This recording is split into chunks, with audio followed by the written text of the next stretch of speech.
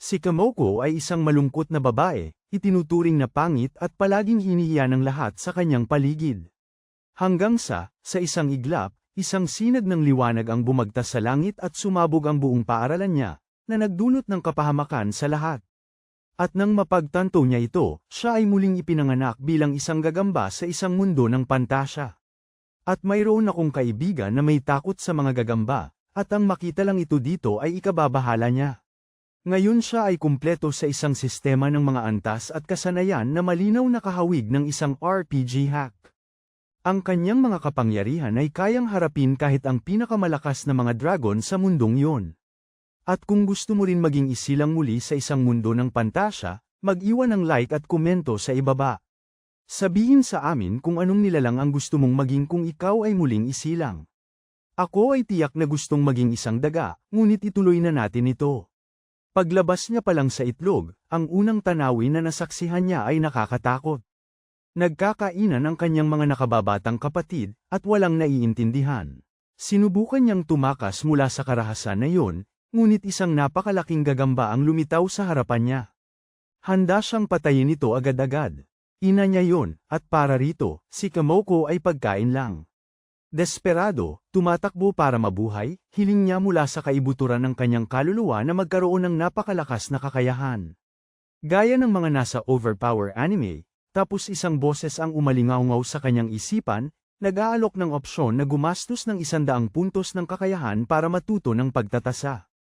Tinanggap niya ng walang pag-aalinlangan, at kung ito talaga ay isang ice guy, ang kakayahang iyon ang magiging susi sa kanyang kaligtasan.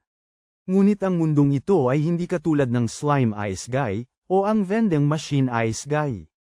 Ito ay talagang isang ganap na wasak na mundo, kaya ang kakayahan niyang mag-analisa na pinangarap niya ay walang silbi sa realidad. Nagsisilbi lamang itong tukuyin ang mga bagay, kaya sinayang lang niya ang lahat ng kanyang puntos sa isang kakayahan na nagpapamalas sa kanya ng mga pangalan ng mga bagay. Ngayon, na walang kahit anong mapagkukunan, kailangan niyang maghanap ng pagkain. Gayunpaman, ang labor into kung saan siya ipinanganak ay puno ng mga napakadelikadong nilalang, bawat isa ay mas nakamamatay kaysa sa isa, at nang sinusubukang maghanap ng ibang daan, nakakita siya ng mga paanang tao at naniwalang sa wakas ay makakahanap siya ng isang taong makakatulong sa kanya. Pero paglapit niya, napagtanto niyang ang tao ay bangkay lamang ng kanyang sariling kapatid. Sa sobrang pagkabigla, hindi niya napigilan ang sarili at nawiwi siya, pero dahil isa siyang gagamba, sa totoo lang ay puting sinulid lamang ang lumalabas. Kulang na lang ay sumigaw ang gagambang ito ng Orana, at kamukha na niya ang isang gagamba mula sa isang laro dyan. Sa pagpapatuloy, gamit ang kanyang sariling sapot, gumawa siya ng maliit na silungan na pinatibay ng lahat ng depensa na maisip niya, pero ang matinding gutom ay hamina sa kanyang istruktura, na nagdulot ng pagbagsak ng lahat. Kaya ang tanging pagpipilian niya ay napakasama, nilalamon ng sarili niyang mga patay na kapatid. Bago tuluyang mawala ng pag-asa, sinimulan niyang kainin ang katawan ng kanyang kapatid, at nang matapos siya, inanunsyo ng sistema ang kanyang bagong kakayahan, Kin Eater.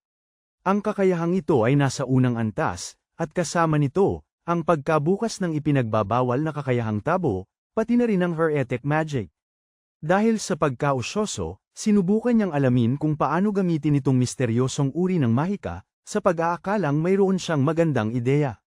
Itinuon niya ang lahat ng kanyang lakas at sinubukang gamitin ang heretic magic na ito. Lumipas ang ilang oras, napansin ni Kamoko na may palakang naipit sa kanyang sapot, pero sumalakay ang halimaw, nagpakawala ng kemikal direkta sa kanyang mata, na nagpabulag sa bahagi ng kanyang paningin. Patuloy siyang inaatake ng palakay gamit ang lason, pero nang matamo ni Kamoko ang antas isa ng resistensya sa asido, nagsimula siyang umiwas sa mga atake ng mas tumpak, hanggang sa tuluyang nagawang makakagat. Habang tumatagal, patuloy siyang nagkakaroon ng bagong biyaya. Sa pagkakataong ito, isang kasanayan. Nawalan na ng pag-asa ang palaka at dumura ng lason sa kanyang buong katawan, pero kahit sugatan, nanumpa si Kamoko na siya ay magiging pagkain nito. Tumatalon sa iba't ibang direksyon, iniiwasan niya ang bawat atake, at nang makahanap ng pagkakataon, umatake siya mula sa likod, ikinabaon ang kanyang pangil sa batok ng halimaw at tinapos ito agad. Nang manalo siya, sumayaw pa siya ng Fortnite bilang pagdiriwang, pero nang matikman ang karne, napagtanto niya na isa ito sa pinakamasamang bagay na naipasok niya sa kanyang bibig. Gayunpaman, sapat na ito upang panatilihin siyang buhay, at ang mabuhay ay nangangahulugang tiisin ang anumang pagkasuklam. Sa paglipas ng mga araw, nahuli niya ang parami ng paraming palaka, at dinala niya silang lahat sa kanyang bagong gawang silungan. Nang umabot siya sa isang tiyak na bilang, ang kanyang kakayahan na may makamandag na pangil ay umangat sa level 2, at ang kanyang katawan ay nagsimulang magbago. Pagkatapos ay inanunsyo ng sistema na si Kamoko ay umabot na sa level 2, kaya't lahat ng kanyang mga kakayahan ay bumuti at ang kanyang mga sugat ay gumaling. Halos wala pa siyang oras para magdiwang, dahil napansin niya na isa sa kanyang mga sapot ay nakahuli ng isa pang nilalang. Ngunit sa pagkakataong ito, isang tao, ang lalaki sa pamamagitan ng isang pampasabog, sinunog ang kanyang buong mga sapot at nakatakas. Nag-iwan ng isang misteryosong itlog, ang kanyang marupok na tahanan ay nawasak, ngunit hindi sumuko si Kamoko. Muli niyang itinayo ang lahat, lumilikha ng isang bagong base na may parang kusina, sala, at silid-tulugan. Dagdag pa, naglagay siya ng sistema ng alarma na nag-vibrate tuwing may halimaw na nahuhuli. Gayunpaman, nagbabala ang kanyang sikmura na nagugutom na siya, at para bigyang buhay ang kanyang bagong bahay. Napagpasyahan niya na yon na ang perpektong sandali para kainin ang pambihirang itlog na naiwan. Gayunpaman, nang subukan niyang buksan ang itlog, napansin niyang mas matigas pa ito kaysa sa bakal, kaya ginamit niya ang kanyang napakagaling na teknik ng paghagis nito sa lupa ng buong lakas. Kahit na ganoon, buo pa rin ang itlog, at nagtataka kung anong klaseng itlog yon. Ginamit ni Kamoko ang kasanayang pagtatasa, at para sa sinumang nag-iisip na walang silbi ang kakayahang ito, sinabi lamang ng kasanayan sa kanya na isa itong itlog. Talagang napakasama ng kakayahang ito. Ngunit kahit papaano, pagkatapos gawin yon, sa wakas umabot sa level 2 ang kakayahan, at kinilala ang bagay bilang itlog ng Threshold Dragon. Mas naging kapaki-pakinabang ito, ngunit kahit ganoon, wala pa rin siyang magawa. Kaya nagpasya siyang itago muna ito. Habang naglalaro siya, napansin niya na tumutunog ang lahat ng alarma, at nagsisimula ng lamunin ng apoy ang buo niyang bahay. Bumalik ang mga tao na may mga sulo para sunugin siya ng buhay, kaya nagsimulang tumakas si Kamoko mula sa kanila. Ngunit hindi sila tumigil sa paghabol sa kanya, at habang sinusubukan niyang magtago para makabawi ng kaunting lakas. Nagsimulang umiyak si Kamoko. Ang tanging kaya niya lang gawin ay tumakbo habang nasusunog ang kanyang bahay. Eksaktong pareho ito sa kanyang nakaraang buhay. Inaatake siya ng lahat, walang lugar kung saan siya maaaring tumira at manatili, laging namumuhay sa hirap. Ngunit tumanggi siyang tumakas muli, nangangako na magiging mas malakas siya, at walang anumang mahalaga sa kanya ang kukunin mula sa kanya kahit kailan. Kaya nagsimula na naman siyang mag-evolve. Lumipas ang mga linggo habang nakikipaglaban siya sa mga palaka at butiki. Gayunpaman, malinaw sa lahat ng labanang yon na siya ang pinakamahinang nilalang sa mundong yon. Kaya nagpasya siyang bumalik sa labirinto para subukan ang bagong plano. At paglapit sa isang halimaw, nagsimula siyang magpakawala ng mga sapot mula sa malayo, iniiwasan ang direktang pagdikit. Ito ay isang napakaduwag na taktika, pero wala iyong pakialam si Kamoko, dahil ang mahalaga ay ang mabuhay. Habang siya'y naglilibot, nakarinig siya ng nakakatakot na tunog na nagmumula sa kailaliman ng labirinto, at daan-daang halimaw ang nagsimulang tumakbo sa kanyang direksyon. Ubos na ang kanyang lakas, pero himalang nakatakas siya. Inisip niya ang iba't ibang paraan para harapin ang kanyang kaaway, ngunit nang marinig niya ang isang kakaibang ingay sa paligid niya, ginamit niya ang kanyang kakayahan sa pagsusuri. Nakita niya ang isang malaking ahas na muntik nang dumagan sa kanya sa lupa, saan man siya magtangkang tumakbo. Laging malapit nang dumagan ang ahas sa kanya. Ang tanging paraan niya ay tumakas. Ngunit ipinangako ni Kamoko na hindi na siya tatakbo muli, kaya gagamitin niya ang lahat ng mayroon siya para talunin ito. Gamit ang kanyang mga sapot, sinimulan niyang iwasan ang mga atake, habang naglalagay ng ilang bitag para unti-unting makapanakit. Gayunpaman, sa isang hampas ng buntot ng ahas, halos naubos ang kanyang buong lakas, at sa mga sandali bago matalo. Sumugod si Kamoko sa leeg ng halimaw, sinusubukang kagatin ito hanggang sa tapusin ito. Bilang ganti, paulit-ulit na inihampas ng ahas ang ulo nito sa lupa, sinusubukang durugin si Kamoko kasama nito.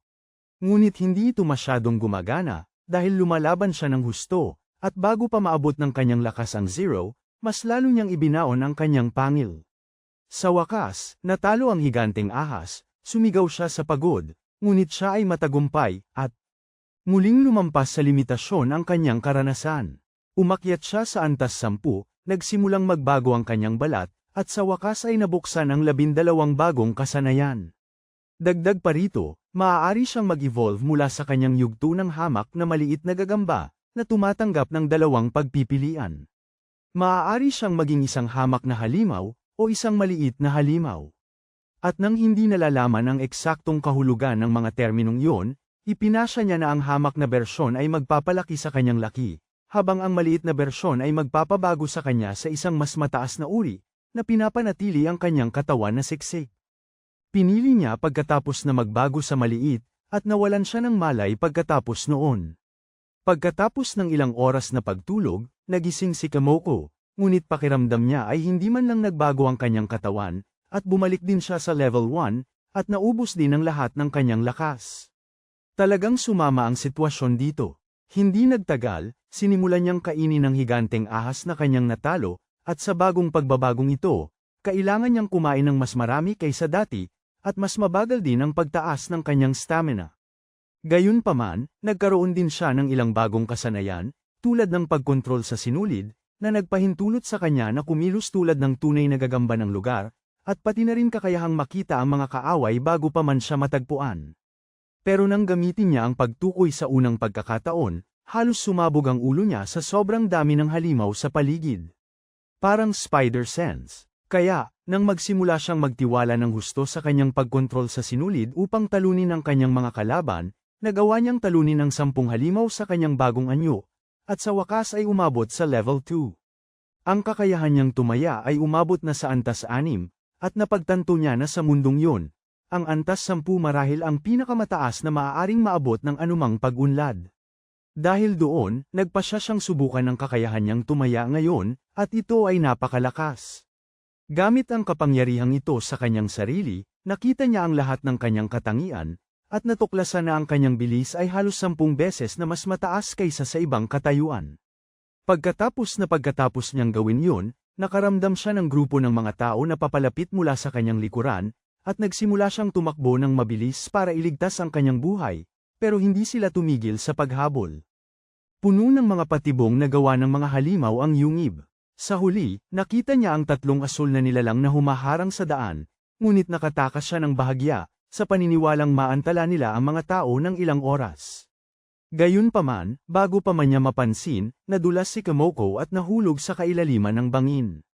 Habang nahuhulog patungo sa kanyang posibleng katapusan, sinubukan niyang gamitin ang kanyang mga sinulid upang mabawasan ang impact, ngunit napahagis siya sa pader. Hindi bababa sa bumabagsak na siya ng mas mabagal ngayon, ngunit pagkatapos ay 3 higanteng bubuyog ang nagsimulang lumipad pagkatapos. Siya, kaya halos hindi makalapag si Kamoko nang hindi nagiging lusak sa lupa. Bigla, tumugtog ang musikang parang sa laban sa boss sa Dark Souls, at nakita niya ang 3 napakalaking ahas na nagsimulang makipaglaban sa mga bubuyog, pagkatapos sinubukan niyang tumakas. Gayunpaman, lumitaw si Araba, ang makapangyarihang dragon ng lupa. Wala ni isa sa mga halimaw na iyon ang makasugat sa kanya, at sa isang sulyap lang, nilipol niya silang lahat, at dito na natin nakikita ang huling boss. Sinubukan muling tumakas ni Kamoko, ngunit tumagos sa kanyang kaluluwa ang tingin ni Araba. Nang ihanda niya ang sarili sa kanyang huling sandali, basta na lamang tumalikod si Araba at umalis, nag-iwan lamang ng hukay na nabuo ng kanyang labis na kapangyarihan. Naintindihan ni Kamoko na sa susunod na magtagpo sila, ito na ang katapusan, kaya ang tanging magagawa niya ay umasa sa kanyang kakayahang magtago, upang hindi makita, kaya't bumalik siya sa pagtakbo. Ilang oras siyang naglakbay sa kahabag-habag na landas na iyon, nakakita lamang ng mga nakakatawang kalakas-lakas na halimaw na nagkakainan. Habang nagtatago siya upang mabuhay, lumipas ang mga araw na hindi siya makatulog, at halos wala ng laman ang kanyang gutom. Hanggang sa wakas, nakakita siya ng pugad ng napakahihinang suso, at nagtaka kung bakit walang kumain sa kanila. Pagkatapos ay nagpasya siyang kumain ng isa, at sa isang kagat, nangyari ang inaasahan. Nawala ang kanyang mga life points, at namatay si Kamoko, Kaya maraming salamat sa lahat sa panunood ng video na ito hanggang dito. Manatili kayo sa Diyos, salamat, kita-kita. Nagbibiro lang ako, hindi pa tapos ang video na ito. Nagawa niyang hilahin pabalik ang kanyang kaluluwa sa kanyang katawan sa pamamagitan ng isang hibla, at napagtanto kung gaano siya kalapit sa tunay na pagpanaw, at dahil walang ilaw sa loob ng yungib na iyon, wala na siyang. May ideya ba kung gaano na siya katagal gumagala doon? Pero humantong siya sa muling pagkakatagpo sa mga nilalang na parang palaka. Ito ang unang maayos na pagkain na nakita niya sa mas mababang antas, kaya madali niya silang natalo, at nakuha ang titulong dalubhasa sa lason. Sa bagong titulong ito, kaya na niyang gumamit ng mahika ng lason, pero ang mahalaga lang sa kanya ay ubusin silang lahat hanggang sa huling piraso. Nang matapos siya, nagpasya siyang suriin ang bagong mahika, at nagpas siyang subukan itong muli. Noong nakaraan, lumitaw nga ang isang panel ng kasanayan, at nagamit niya ito, bagamat napakataas ng gastos sa MP. Inisip niya na halos walang silbi ang mahika. Iniisip na mas walang silbi pa ito kaysa sa dati niyang buhay, pinanood na lamang niya ang damo sa labas sa tabi niya. Hindi man lang niya mahawakan ito, pero nang nasa gitna siya ng kaguluhan, walang paraan para makabalik sa dati. Sa sandaling natapos ang kanyang pagpapantasya, napansin niya ang isang malaking unggoy na papalapit. Sinubukan pa niyang umiwas, pero ang buong grupo ay lumitaw na tumatakbo at sumisira sa lahat. Sinubukan niyang dumaan ng hindi napapansin, pero paglapag niya, isang kakaibang unggoy ang sumulpot at muntik na siyang madaganan. Nailigin niya ang lahat ng atake sa sobrang liit na agwat, saka siya tumalon, at sinubukang atali ang mga braso ng nilalang gamit ang kanyang sapot. Nang hawakan ito ng unggoy, nagsimula siyang umikot ng mabilis sa ere. Nagawa ni Kamoko na putulin ang kanyang sariling sapot para makalaya, kaya ang unggoy ang umikot at tuluyang napulupot dito. Pagkatapos, ibinaon niya ang kanyang mga pangil sa likod ng leeg ng nilalang, at bumigay ng isang malakas na hiyaw ang halimaw bago tuluyang bumagsak na patay. Sa mga experience points na natanggap niya, sa wakas ay umabot si Kamoko sa level 4. Pagod, lumayo siya para maghanap ng lugar na matutulugan sa unang pagkakataon sa loob ng ilang linggo, pero biglang may umalingaw-ngaw na ingay sa buong lugar. Ito ay babala sa lahat ng iba pa sa species na yun. Hindi nagtagal, isang grupo ng unggoy ang nagsimulang magtipon sa ibaba ng lugar kung saan sinusubukan ni Kamoko magpahinga. Ang kawawang nilalang ay walang ni isang minutong katahimikan. Lahat sila ay nagsimulang umakyat patungo sa kanya, kaya sinubukan niyang umakyat pa lalo. Subalit, nagsimulang bumato ang mga unggoy upang pigilan ang kanyang pagtakas, at dahil walang ibang paraan, napagtanto niyang kailangan niyang lumaban. Nagsimulang gumawa ng mga sapot si Kamoko upang harangin ang mga bato bago siya tamaan. Inisip niya kung ano ang maaari niyang ibagsak sa kanila para iligtas ang sarili, hanggang maalala niya ang kasanayang potion synthesis. Agad siyang nagsimulang gumamit ng mga spell ng lason laban sa mga kaaway, ngunit mas mabilis maubos ang kanyang MP kaysa sa mapatay niya ang mga nilalang. Kaya para magkaroon ng kaunting dagdag na oras, sinimulan niyang ikulong sila sa mga pader gamit ang kanyang sapot. Kaya, ang kanilang bilang ay patuloy na damadami, at napagtanto ni Kamoko na ang labanang ito ay matatapos lamang kapag silang lahat ay naubos. Kahit gaano pa kalakas ang bawat isa sa mga halimaw na yun kumpara sa kanya, determinado si Kamoko na talunin sila. Sa bagong determinasyon na ito, hinawakan ng isa sa mga unggoy ang isa sa kanyang mga braso at pinunit ito. Tatlo sa kanila ang sumugod sa kanya habang hindi siya makagalaw, ngunit sa huling sandali, tumaas ang antas ni Kamoko, at nang ibigay ng tatlo ang sanay na kamamatay na atake, nakatalo na siya palayo sa pader, iniwan lamang ang kanyang lumang balat upang linlangin sila. Kahit na ganoon, patuloy pa rin nila siyang hinahabol. Isa sa kanila ay nagawang mahawakan ang kanyang binti, ngunit naghagis si Kamoko ng silo para pigilan silang lahat ng sabay-sabay. Matapos niyang simulan pabagsakin ng iba, dalawa ang sumubok na pumunta sa kanyang tagiliran, pero ginamit niya ang kanyang mga sapot para atali sila sa isang matulis na parang tulay na haligi at itinumba ito. Bumagsak ang istrukturang yun sa mga unggoy sa ibaba, at lahat ay bahagi ng kanyang plano. Gumuho ang buong pader ng kuweba sa natitirang grupo, at mabilis na tumaas ang kanyang antas sa 7, pero hindi pa rin tapos ang pagdagsa. Tatlo sa natira ay mga mas malalakas na bersyon ng uri nilang yon. Sinubukan ulit ni Kamoko ang parehong paraan, pero binato siya ng malaking bato ng isa sa kanila. Bumalik siya sa pagpapaputok ng sapot sa pader, binabawasan ang bilang ng mga kaaway ng kaunti, para harapin na lang niya ang tatlong umusbong. Pero tumakbo ang isa sa kanila sa likod at nagsimula ng napakabilis na pagtalon, at dahil mabilis na lumalapit, binato siya ni Kamoko, at sinubukang siyang gapyusan para itapon palayo. Pero ang unggoy, dahil napakagaling kumilos, ay nakatakas, kaya ginamit niya ang kanyang lason para ipainom sa kanya ang lahat ng malapot na bagay na nilikha niya. Nasa arena ang ikalawang unggoy, sumusugod sa kanya. Kaya dali-dali siyang binalot ni Kamoko ng kanyang lambat, at pinainom din siya ng kanyang lason, kaya isa na lang ang natira. Sinaliksik niya ang buong lugar, pero ang huli ay nasa likod na pala niya, at nagawang tumaipak ng halos kalahati ng kanyang katawan sa isang kagat lang. Bumagsak sa 0 ang kanyang HP, at nagsimulang lumabo ang kanyang paningin. Pero bago siya bumagsak, sumugod si Kamoko sa kanya, itinulak ang kanyang lason sa bibig ng halimaw, kaya natapos na rin siya. Habang siya ay nahuhulog, handa nang tanggapin ang kanyang kamatayan, ang naipong karanasan ay nagtulak sa kanya upang umabot sa level 9. At tulad ng tiyak na naalala mo, kapag siya'y nag-evolve, ang kanyang katawan ay halos ganap na nabubuo muli. Kaya iyon ang nangyari dito. Ngayong tapos na ang lahat, nagpasya siyang kainin ng mga unggoy na naroon, at sa sandaling samubo siya ng una, nagsimula siyang umiyak. Ito ang pinakamasarap na bagay na natikman niya sa mundong iyon, na may lasang katulad ng isda. Sa loob ng ilang segundo ay nilamon niya ang lahat. Pagkatapos talunin ang huling unggoy, nakuha ni Kamoko ang kakayahan na makita ang maaaring mangyari, pero inisip niya na wala itong silbi kumpara sa kanyang pagiging mapansin. Dahil kung may atake na manggagaling sa labas ng kanyang sakop na nakikita, wala siyang panlaban, at sa mismong sandaling iyon ay lumitaw ang igat.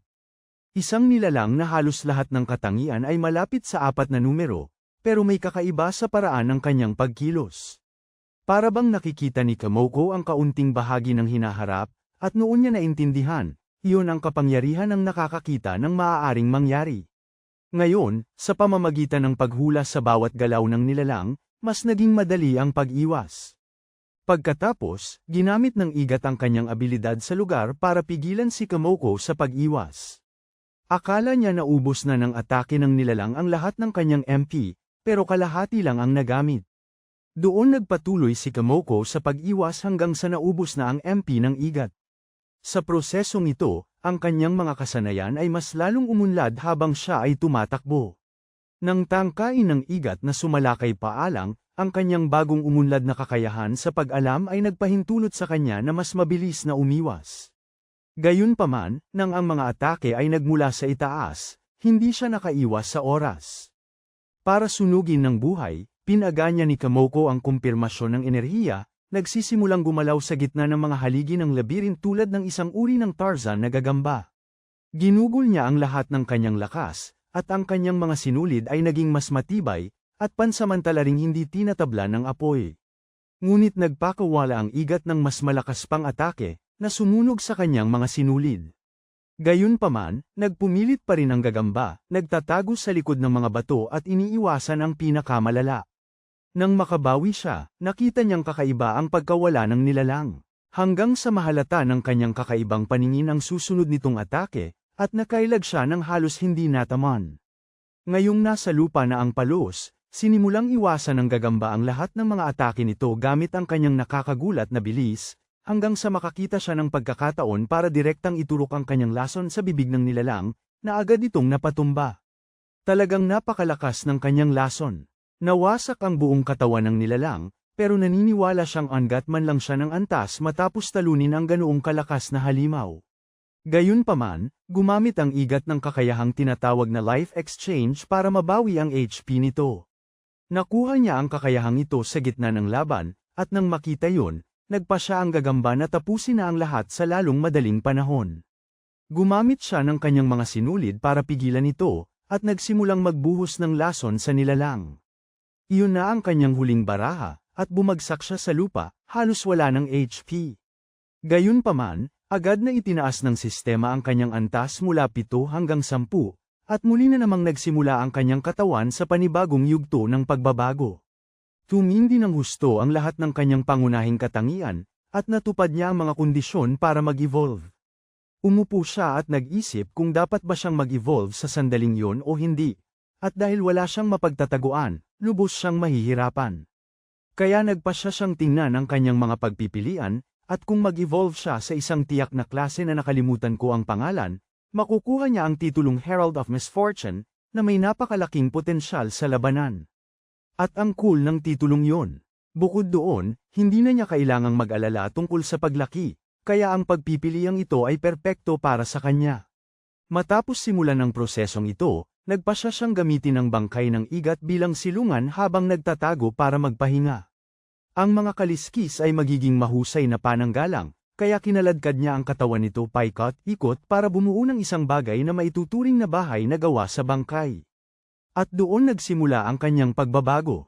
Pagkalipas ng ilang oras, lumabas ang gagamba na may ganap na bagong katawan, natatakpan ng mga tinik, at nagsimulang hukayin ang katawan ng igat gamit ang kanyang bagong mga kaliskis.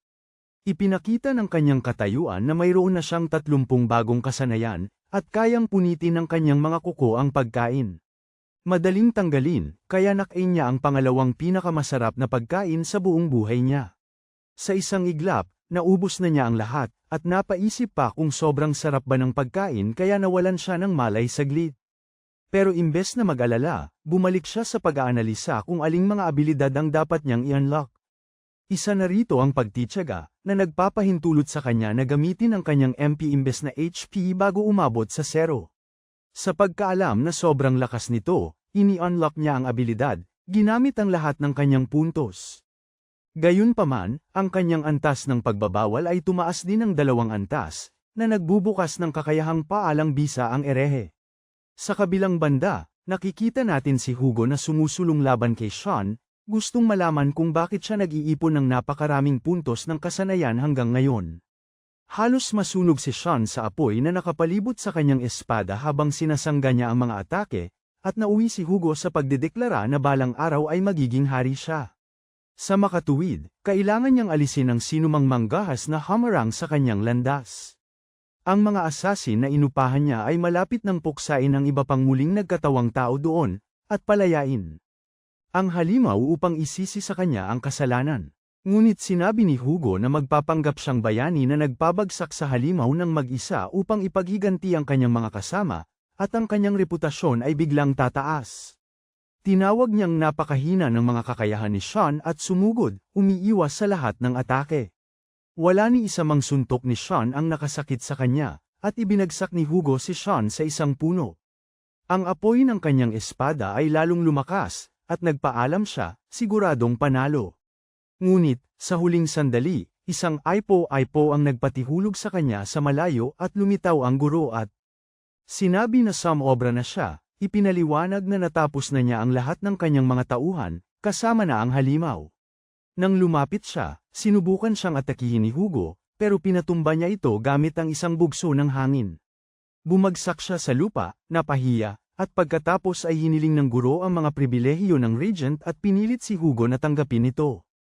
Agad-agad, bumaba ang lahat ng kanyang katangian at nawala ang lahat ng kanyang kakayahan. Ang tanging natira ay isang napakakakaibang mathematical formula, at sigurado akong alam ng kaibigan kong si Renato kung ano yun. Samantala, naitaas na ng gagamba ang lahat ng kanyang kasanayan at binago ang kanyang pinahusay na paningin sa malayong paningin. Naisip niyang kakatwa ang pangalan, pero nang subukan niya, para bang nagkaroon siya ng ilang uri ng paningin ng sabay-sabay. Sa kanyang pangalawang utak, mas lalo siyang naging kahanga-hanga, at nagsimula ng lumipas ang mga araw ng pagsasanay. Umabot sa antas 3 ang kanyang katawan, at nang magbago ang kanyang kakayahan sa buhay sa panghabang buhay, tinanong ng gagamba ang utak ng katawan kung pwede niyang pagsamahin ng sumpa na mata sa malayong paningin. Na nagpapahintulot sa kanya na buhayin ang epekto sa malayo. Dagdag pa, ang kanyang kakayahang makakita ay umabot na sa antas 10, pero katulad ng kakayahang tumasa, wala sa kanila ang nag-evolve. Ang gagamba ay nabigo at umasa na makatanggap ng kahit anong uri ng kabayaran, tulad ng isang espesyal na kapangyarihan o katulad nito. Pagkasabi niya noon sa isip niya, ang ingay ng distorbo ay bumalik at isang babalang tunog ang pumuno sa kanyang isipan. Nagpakita ang sistema, at ipinahayag na natanggap ni Administrator Miss D ang kanyang kahilingan at ginawang karunungan ang lahat ng kanyang kakayahan. Hawak na ngayon ng gagamba ang titulong pinuno ng karunungan, at ang kanyang bawal ay umakyat sa antas 8. Sinasabi ko sa iyo, ang gagambang ito ay halos katulad ni Reinhardt sa mundong ito. Lahat ng gusto niya, pinagpapala siya. Natapos niyang obserbahan ang mga bagong kakayahan at napagtanto na hindi ito normal. Hanggang ngayon, nagkakaroon siya ng mga kasanayan na parabang nasa isang laro siya, ngunit hindi na talaga ito simpleng laro. Nang marinig niya ang pangalang Administrator D, naunawaan niya na may isang lumikha ng isang tiyak na kakayahan para lamang sa kanya. Dahil lamang nagreklamo siya, kung totoo yon, ibig sabihin mayroong isang uri ng Diyos na kumokontrol sa mundong yon. At isa sa mga admin na ito ay itinuturing ang kanyang pag-iral bilang isang laruan lamang. Ito ang nagpatanong sa kanya kung maituturing ba niya ang kanyang sarili na tunay na buhay. Samantala, si Hugo naman ay lumulubog sa kanyang sariling galit matapos mawala ang lahat ng kanyang kakayahan. Hanggang sa may isang babaeng boses ang nag-alok sa kanya ng tulong, sinabi niya na dahil silang dalawa ay muling nagkatawang tao, hindi niya ikakaila ang pagtulong sa kanya. Hindi na inabala pa ni Hugo na alamin kung sino siya. Agad niya itong tinanggap, hanggat makakapaghiganti siya, sa ibang bahagi ng mundo, ang gagamba ay nagdaranas ng sariling masayang karanasan, nagpas siyang magpakasaya at mamatay ng maaga. Ipinapahayag na susunugin niya ang kanyang kaluluwa, at nang magsimula siyang makipaglaro sa apoy, napagtanto ng gagamba na ang ganitong buhay na magulo ay hindi para sa kanya at nagmakaawang bigyan siya ng lason na papatay sa apoy. Ang kanyang HP ay tuloy-tuloy na bumaba hanggang umabot sa 0, kaya't ang kanyang kakayahang magtiyaga ay humandar, kinukuha ang lahat ng kanyang MP para manatili siyang buhay. Binalaan ng utak ng katawan na hindi para sa kanya ang ganoong pamumuhay, at mas mabuting umalis. Sa mga taga-rock din naman, tuluyang sumuko ang gagamba na kumilos pa. Gayunpaman, sinubukan niyang manatiling positibo habang pinag-aaralan ang kanyang bagong anyo ng kakayahan sa karunungan. At syempre, lahat ng iba pang nakakagulat na makapangyarihang teknik na kanyang nabuksan. Para sukatin kung gaano na siya kalakas, sinimulan niya sa pagbubukas ng tarangkahan ng impyerno, sinusubukang tumawag ng mga magic seal, pero halos hindi niya mapanatiling stable ang mga ito.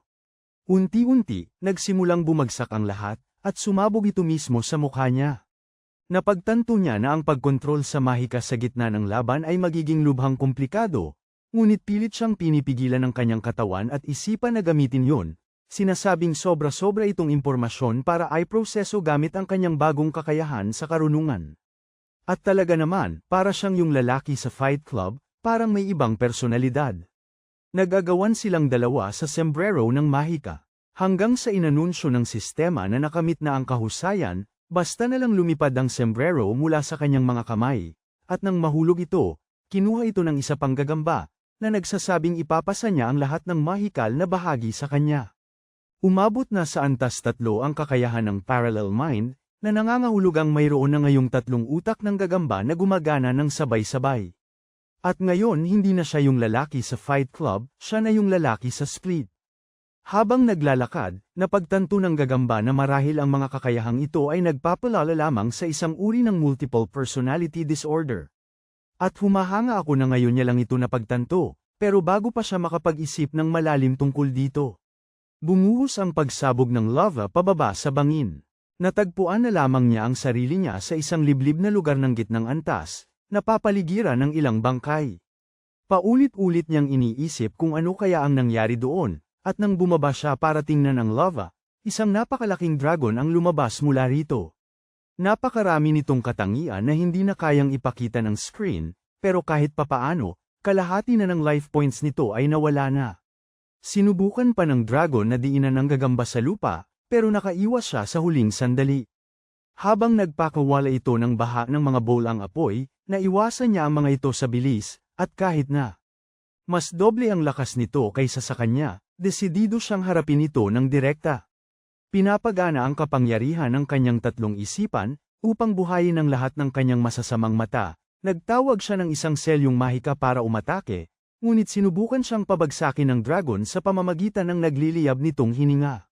Sa mid-air, sinubukan ng gagamba na gamitin ang lahat ng kanyang mga salamangka laban sa nilalang, ngunit halos wala man lang ang nakapagdulot ng tunay na pinsala. Pagkatapos lumapag, sumagi ang buntot ng dragon sa isa sa kanyang mga binti, at yun pa lamang ay halos sapat na para maubos ang lahat ng kanyang HP. Napagtanto ng gagamba na kahit sa lahat ng kanyang pag-iwas, bilis ng pag-iisip, at kakayahang makita ang mangyayari, bahagya na lamang siyang nakakaligtas.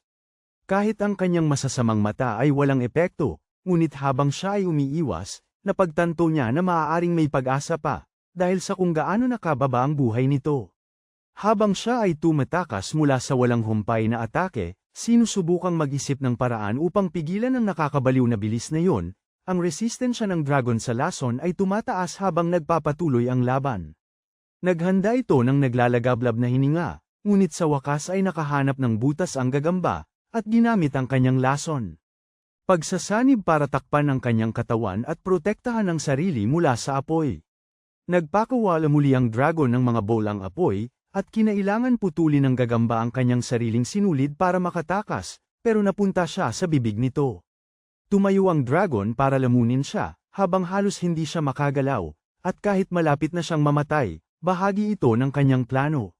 Sa huling sandali, ginamit niya ang kakayahan sa pagpapabilis ng isip, pinahaba ang oras, at dahil walang apoy na nakaharang, naghanda siya. Pinaga niya ng gagamba ang kanyang napakalakas na atake ng lason, humihiling sa mahikang isipan na magpakawala pa ng mas maraming nakal-alasong kakayahan. Umangat sa antas apat ang kakayahan ng kaisipang kapantay, at lumitaw ang isang bagong utak. Binitawan ng gagamba ang kanyang lason na bilog sa huling sandali, ngunit agad na pinaga niya ng dragon ang kanyang hininga ng apoy, sinusunog ang kanyang mga sinulid kahit hindi siya direktang tinatamaan.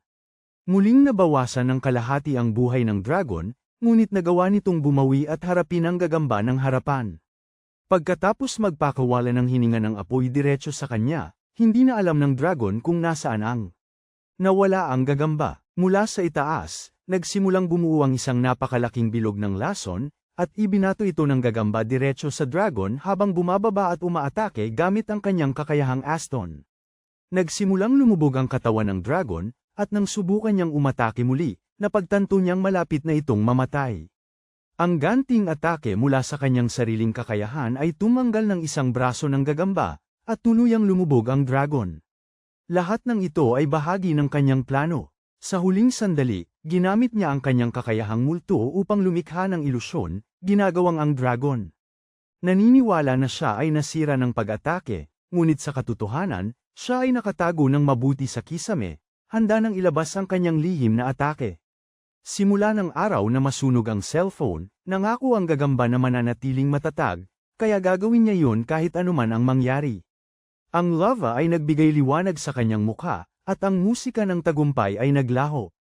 Napagtanto ng gagamba na malayo pa ang laban. Nakaligtas na siya sa pamamagitan ng lakas at kakayahan, ngunit ang dragon ay nawala na rin ng halos lahat ng kanyang lakas. Sa huling natitirang lakas, nangako ang gagamba na ilalabas ang kanyang pangalawang lihim na armas at nagsumamo na lumitaw ang pangalawang mahiwagang utak. Sa wakas, lumabas sa pinagtataguan ng kawawang nilalang, at naghanda ang tatlong isip na pakawalan ang kanilang mahika. Sinimulan ng gagamba ang pagbigkas para sa kanyang malalim na mahika, na nagpatawag ng isang pintuan mula sa kailaliman ng lupa. Bumukas ang mga pinto at halos sinipsip ang lahat ng lava mula sa larangan ng digmaan, at nagsara ng halos wala nang natira. Natakot ang gagamba mismo na nagawa niya yun, ngunit buhay pa rin ang dragon kahit papaano. Kahit halos wala ng lakas, ang susunod na atake ang magpapasya kung sino ang mabubuhay, kaya kailangang gawin ng gagamba ang kanyang makakaya. Sa isang iglap, sumugod siya sa dragon, na tinatali ito ng kanyang mga sinulid para hadlangan ang galaw nito. Paulit-ulit siyang nagsimulang mag-level up, umaabot sa level 19, at dahil doon ay nakamit niya ang titulong Dragon Slayer. Bago pa man niya ito ipagdiwang, napagtanto niyang halos bumabalik na ang lava sa kanya, kaya sinubukan niyang hilahin ang dragon palayo para kainin ito. Ngunit may isang bagay na hindi niya inaasahan ang nangyari. Isang misteryosong lalaki ang nakatuklas ng balita tungkol sa pagkamatay ng dragon at gusto niyang malaman kung ano ang nangyari. Sinubukan niyang buhayin ang karapatan ng tagapangasiwa at nagpas siyang tingnan ito ng personal. Nabuksan ng gagamba ang mabigat na masamang mata na kakayahan at kayanan niyang pabagalin ang kanyang mga kaaway, pati na rin durugin ang mga ito sa pamamagitan ng kanyang isinumpang mga mata at paralisahin sila gamit ang kanyang paralisadong mata. Nasa kanya na ang lahat. Ito ang kanyang bagong kombinasyon ng tatlong demonyong mata, at naramdaman niyang siya ay nagiging mas halimaw. Kahit na may mga kakayahang ito, ang mga kaliskis ng dragon ay napakatigas pa rin para tagusan, kaya ang kakaibang ingay ang pumuno sa kanyang isipan at bumagal ang oras nang gamitin niya ang kanyang pampabilis ng pag-iisip, naghahanda para sa paparating na pagtatagpo habang bumukas ang isang portal sa harap niya at isang lalaking parang demonyo ang lumabas dito. Hindi niya matansya ang kanyang mga katangian, pero kakaiba ang pakiramdam niya na hindi siya masama. Sinubukan magsalita ng lalaki, pero ang kanyang wika ay hindi talaga maintindihan. Sinubukang sumagot ng hanggal na gagamba sa pamamagitan ng pagkilos, kaya itinapon na lang ng lalaki ang isang smartphone sa lupa, at nagpakilala si Admin D sa pamamagitan ng aparato. Hawak ng lalaki ang telepono, at pinahintay ng admin ang gagamba sandali. Nagsimula silang mag-usap sa isang kakatwang lengguwahe na tila imbento ng isang 8 taong gulang na bata na nababagot sa klase ng matematika. Nang matapos sila, bumalik ang lalaki sa portal at nawala, at ang admin ay tuluyang nagpakilala, ipinapaliwanag na hindi nahaarang ang kanyang kaibigan sa gagamba. Labis siyang naguguluhan, hindi maintindihan kung sino yung babaeng biglang sumulpot. Ipinaliwanag ni Admin D na nababasa niya lahat ng kanyang iniisip, bagaman hindi niya ito karaniwang ginagawa. Gawin yon dahil mas gusto niyang panoorin ang lahat mula sa malayo. Tinanong ng gagamba kung bakit niya pinagmamasdan ang buhay niya, at sinabi ng admin na ang buong paglalakbay na ito ay mas kawili-wili kaysa sa anumang dramang napapanood. Ipinaliwanag ng admin na siya ang pinakamalupit na diyosa sa mundong yun, at matagal na niyang kinagigiliwan ang paghihirap ng gagamba. Ngunit nangako siya na kung patuloy na susulong ang gagamba, balang araw ay makukuha niya ang lahat ng sagot na gusto niya, at pagkatapos ay nawala ang telepono. Sa loob ng kastilyo ng Demon Lord, nagtipon ang pinuno kasama ang iba pang mga pinuno para sa isang pagpupulong. Pero parang walang gaanong nagiging malinaw. May ilan na nag-usap tungkol sa mga alitan, armas, at estratehiya, pero parang walang saysay ang mga yun sa harap ng lumalalang kaguluhan sa mundo. Isa sa mga lalaki ang tumangging sumunod sa utos ng Demon Lord at dumiretso sa digmaan. Pero nang maghanda ang isa na patahimikin ang kanyang pagsuway, kinontrol silang dalawa ng Demon Lord gamit ang kanyang di nakikitang mga hibla. Inutusan niya silang umupo bago niya wasakin ang bawat atomo ng kanilang katawan, at pagkatapos ay nagbabala na malapit nang magsimula ang digmaan. Pagkaalis ng lahat, naghintay ang mahiwagang babaeng maputi sa loob ng silid ng Demon Lord. Ipinahayag niya na dumating na ang oras para lisanin ng bayani ang mundong ito, at 7,000 milya ang layo. Natanggap ni Sean ang titulo ng bayani ng biglaan, at ang buong tanawin sa paligid niya ay nagsimulang maglaho. Ang tanging paraan para matanggap ng isang tao ang titulong iyon ay kung ang kasalukuyang bayani, ang kanyang kapatid na si Julius, ay namatay na. Ang pagkaunawa sa pagkawala na iyon ay sumire sa kanya, at sumigaw siya sa kawalan ng pag-asa. Samantala, sinusubukan pa rin ng gagamba na intindihin kung sino itong Dear Ally. Napagtanto niya na malamang na Hapon din siya, dahil perpekto siyang magsalita ng Hapon. Ngunit sa halip na magpakaligaw sa mga kaisipang yon, sinikap ng gagamba na tuluyang linisin ang gitnang bahagi. Sa wakas ay natagpuan niya ang daan patungo sa itaas na bahagi, at pagkatapos ay nagsimula siyang sumulong. Sa panig ng mga tao, ang digmaan ay lubha ng lumala, at nawala na ng 10 bahagi ng mga sundalo ang mga tropang tao. Binati ng isa sa mga general ang komandante para sa tagumpay, ngunit itinuro ng komandante na may hangganan ang kapangyarihan ng tao. Tinanong niya kung narinig na ba ng isa ang bangungot ng labor into. 15 taon na ang nakalipas, ginalugad ng kanyang grupo ang kailaliman ng labor into. Lahat ng halimaw doon ay nagsisitakas, at maraming adventurer ang naniniwalang isang gagambang S-rank ang sanhi ng kaguluhan. Noong paggalugad nila, nakakita sila ng mga sinulid na humaharang sa kanilang daan. Pagkatapos ay ginamit niya ang kanyang apoy upang sunugin ang mga ito, at habang sumusulong sila, napansin nila ang nakakagulat na istruktura na itinayo sa paligid nila. Nagtataka sila kung kaya ba talaga ng isang gagamba na bumuo ng isang bagay na komplikado. Siguro'y iniwan na nito ang lugar. Ngunit saka ito lumitaw, nakatingin sa kanila mula sa itaas, at ang leader ay dinalaw ng matinding takot. Hindi man umaatake, pinaga niya ng gagamba ang daan-daang kakayahan at lumundag upang harangan ang labasan, at sa isang sulyap lamang, tinimbang nito ang leader. Tinimbang din siya nito, at napansin niyang ito ay nasa Azul, level 19, pareho ng klase ng gagamba. Kabilang sa kanyang di mabilang na kakayahan ay ang rurok ng okultismo, isa sa pinakamakapangyarihan na mayroon. Naunawaan ng leader na siya ay humaharap sa isang bagay na lubos na lampas sa abot ng tao, at malapit na. Pagkatapos, hindi natuloy ang kanyang pagsusuri, at sinubukan niyang pakiusapan ang kanyang grupo na umatras, ngunit kumislap ang mga mata ng gagamba, at ang lahat ng sundalo ay bumagsak. Nadama ng lalaki na ang nilalang na yun ay may karunungan na wala sa iba, at siya'y pinabagsak ng kanyang nasasakupan upang siya'y matauhan. Ipinatawag ng binata ang kanyang mga maalamat na hayop at ipinadala ang mga ito laban sa gagamba, ngunit wala isa man sa kanila ang nakagawa ng kahit isang gallows. Muling yumandar ang mga mata ng demonyo ng gagamba, na dinurog ang lahat ng mga nilalang sa lupa.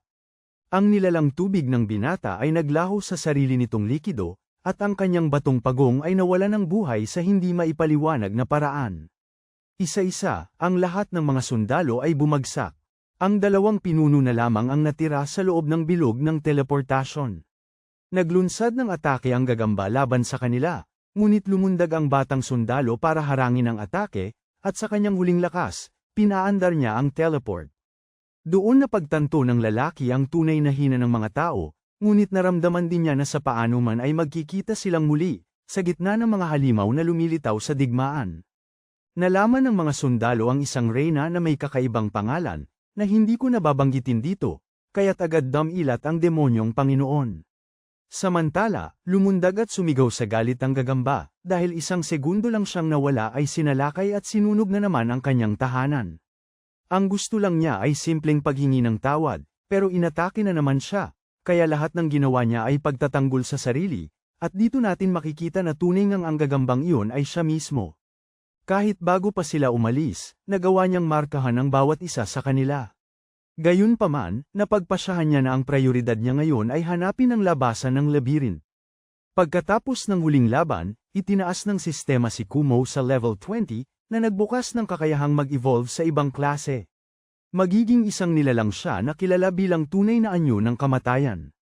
Agad na sinimula ni Kumo ang proseso, at tumaas ang kanyang tabo level sa 10, kaya sinimula ng sistema ang pag-install ng ipinagbabawal na impormasyon.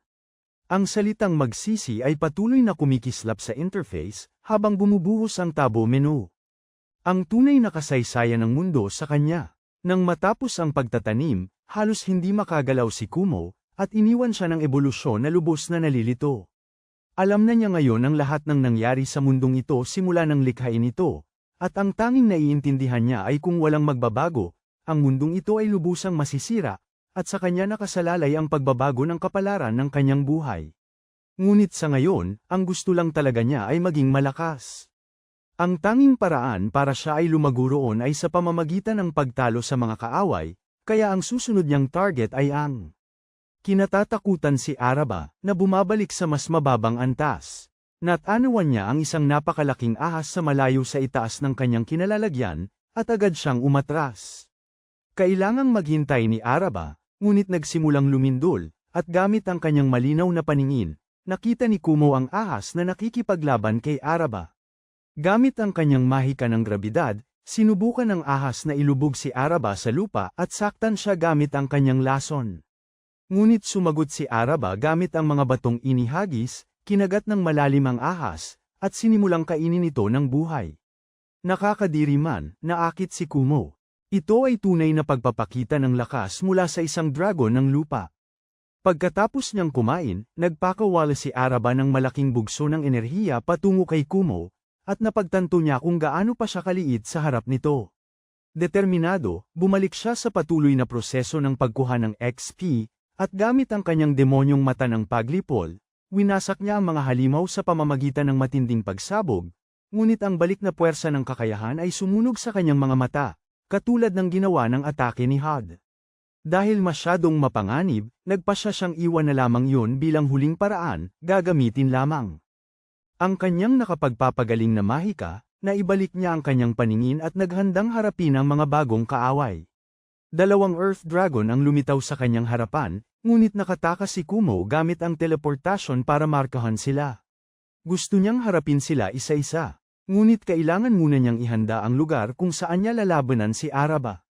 Puno ng Vespoid ang himpapawid, na humaharang sa kahit anong paglipad, at pagkatapos makita kung paano tinalo ni Araba ang ahas, naging malinaw na ang pananatili sa lupa ay nangangahulugang agarang kamatayan. Ang tanging paraan para magkaroon ng tsansang manalo ay puksain muna ang mga Vespoid, ngunit walang tigil silang umaatake kay Kumo at hindi man lang sila napansin ang kanyang kakayahan sa pagtuklas. Kahit na mga nilalang na level 1 lang, walang tigil silang kumakagat at nanunuklaw. Galit na galit ang mga mata, tumalon si Kumo at sinimulang gamitin ang kanyang mga sinulid na parang letigo, naglalabas ng mahika sa malawak na lugar para ubusin ang bawat isa sa kanila.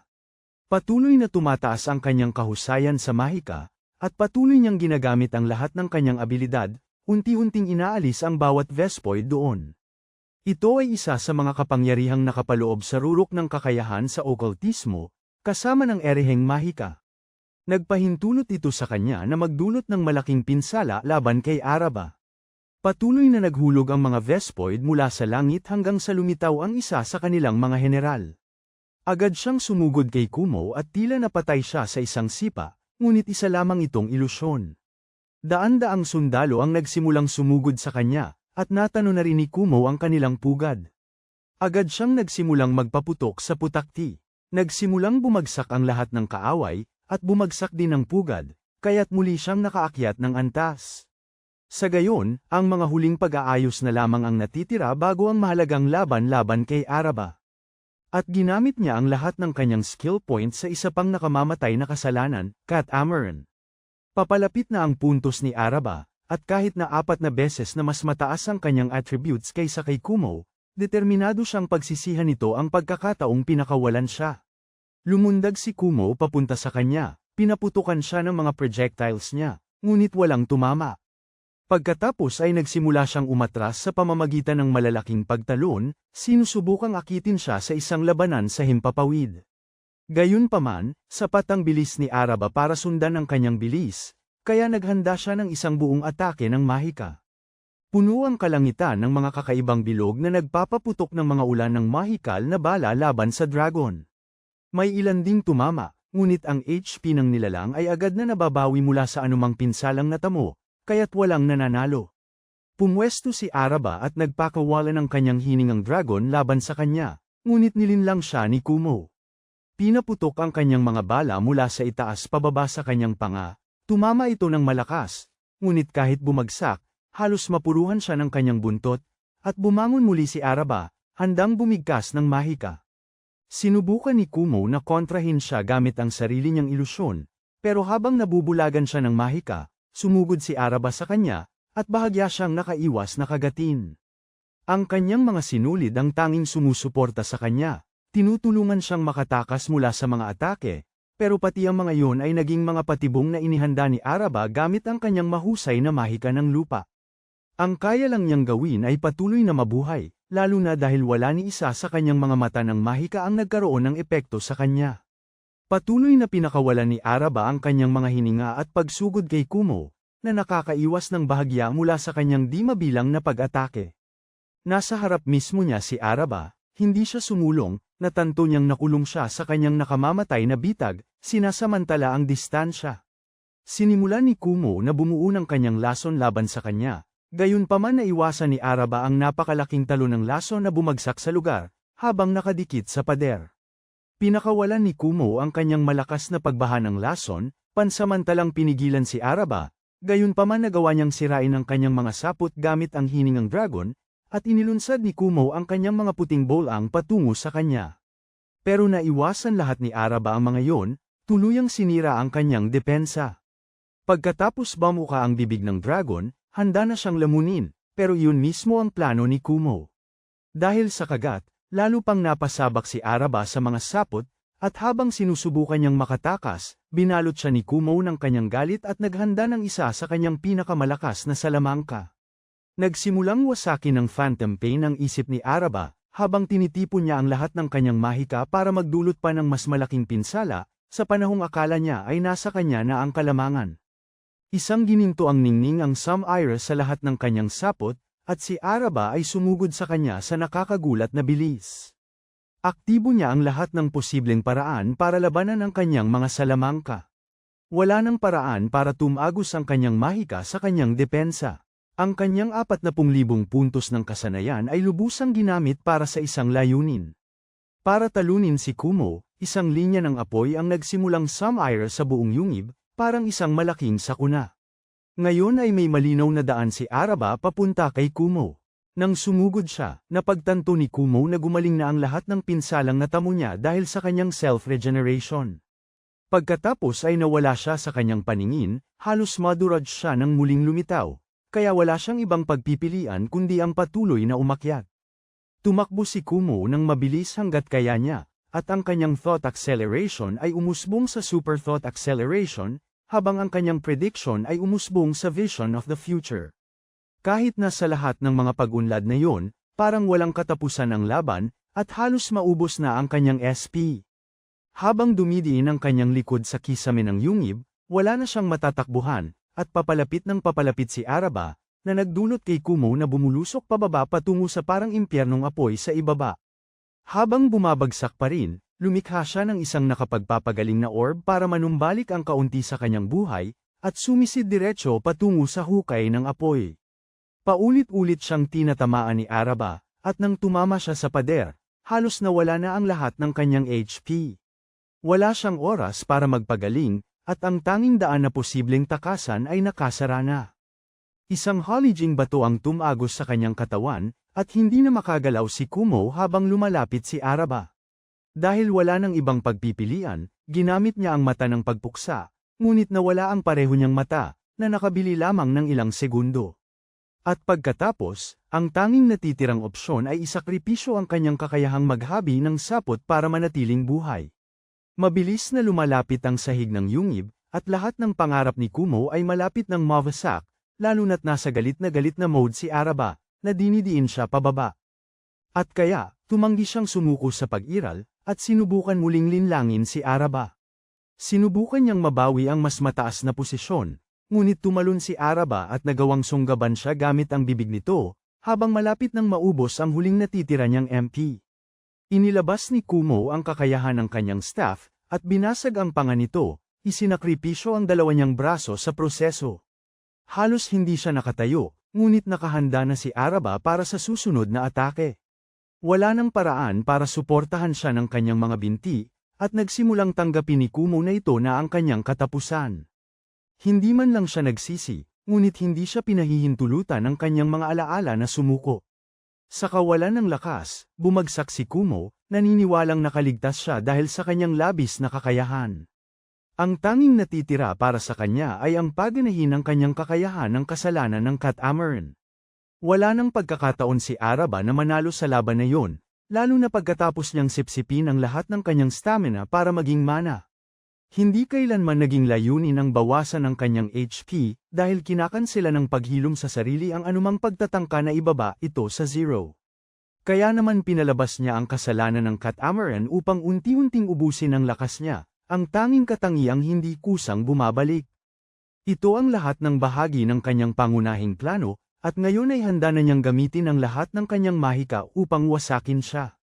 Isang halimaw na dati ay hindi niya itinuturing na banta, ang isa na nagdulot ng malaking takot sa kanya, ay magiging biktima na niya ngayon. Gayunpaman, sa kanyang huling sandali, nakatayo pa rin si Araba, walang bakas ng pagkabigo sa kanyang mga mata. Sinimulan niyang burahin ang lahat ng kanyang mga kasanayan, nag-iwan lamang ng 13 laso, habang ang kanyang buhay patuloy na bumabagsak. Ikinagalit ni Kumo ang kanyang mga ginawa, paano niya matatanggap ang gayong kaawa-awang wakas? Sa lahat ng panahong ito, nakipaglaban siya ng buong lakas upang mabuhay, at hindi sumuko sa isang laban ng basta-basta. Hindi niya maintindihan kung paano niya matatanggap ang kamatayan samantalang siya ay desperadong lumalaban para sa buhay. Sa isang kisap mata, nawala si Araba, at nagsimulang maglakad si Kumo. Ang kanyang karanasan ay tumaas sa level 29, at ang kanyang katawan ay lubusang gumaling. Hindi na niya nararamdaman ang paghihirap, at inisip ng babaeng demonyo kung ang kanyang nasasakupan ay narinig ang kwento tungkol sa kung paano niya tinalo ang dragon ng lupa. Sa loob ng labyrinth, malapit na si Kumo sa wakas na makarating sa labasan ng kahabag-habag na lugar na iyon. Walang maganda doon, pero at least buhay siya, kaya wala siyang pinagsisihan sa pag-iwan sa lahat ng iyon, at mula ngayon, isang bagong masayang buhay gagamba ang naghihintay sa kanya. Kaya, sumugod siya patungo sa kanyang magandang kinabukasan, kung saan isang napakalaking gagamba ang naghihintay na sa kanya sa unahan. Pagdating sa labas, natuklasan ni Kumo ang napakalaking pader sa paligid niya, pero nang sumigaw siya. Sa pagkabigo, mga sibat ang bumulusok sa kanya at nagpatalsik sa kanya paatras. Pagkatapos makabangon mula sa pag-atake, nakita niya ang ilang sundalo sa harapan niya, handang wakasan ang kanyang buhay. Nagpasya siyang umatake muna, na nagdulot ng mga pagsabog na nagpasimulang gumuho sa mga pader. Si Kumo ay nagsimulang lumukso papalayo, at di kalaunan, natano niya ang isang lungsod sa malayo.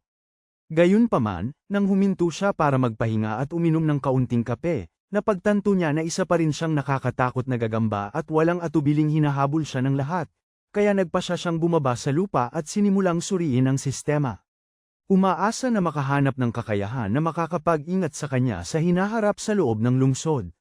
Sa harap ng kanyang mga mata, nakita niya ang isang kasanayan na tinatawag na Eren, na magpapabago sa kanya sa isang anyong kahawig ng tao.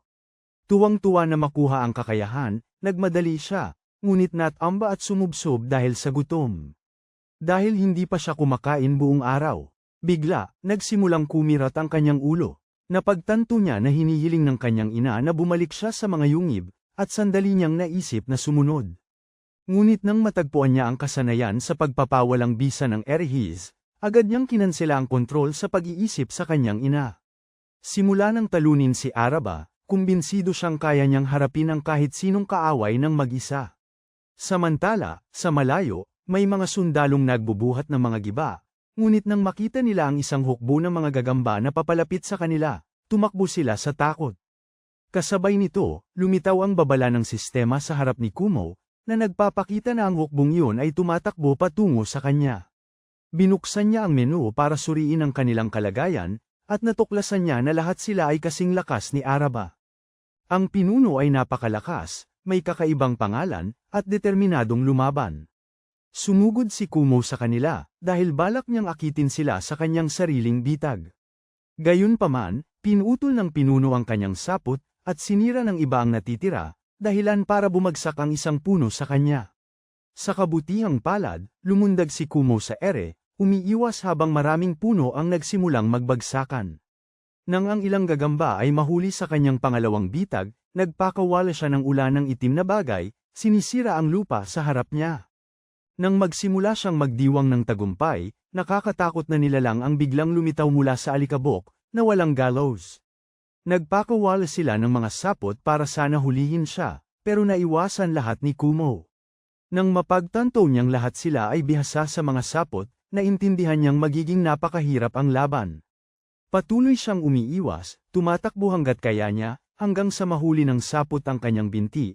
Pero nagawa niyang makawala sa pamamagitan ng pagpunit sa sinulid, at tumakas muli sa gitna ng sunod-sunod na atake. Habang tumatakbo siya, sinubukan siyang sakmalin ng pinuno, pero tumalon si Kumo sa tuktok ng ang puno. Nagliparan ng mga gagamba para maabot siya, pero nabitag niya sila gamit ang kanyang sapot, na parang ikinulong sila sa himpapawid. Kahit malalaki sila at mas malakas, nahulog sila sa isang patibong batay sa kaalaman ni Kumo bilang tao. Pagkatapos, lumundag sa ibabaw ng pinuno, ginamit ni Kumo ang kanyang mahika ng teleportasyon, na nagpadala sa kanya at sa lahat ng iba pa sa bulkan, habang bumabagsak sila patungo sa lava. Lumikha ang gagamba ng isang plataporma sa huling segundo, para sagipin ang sarili pansamantala.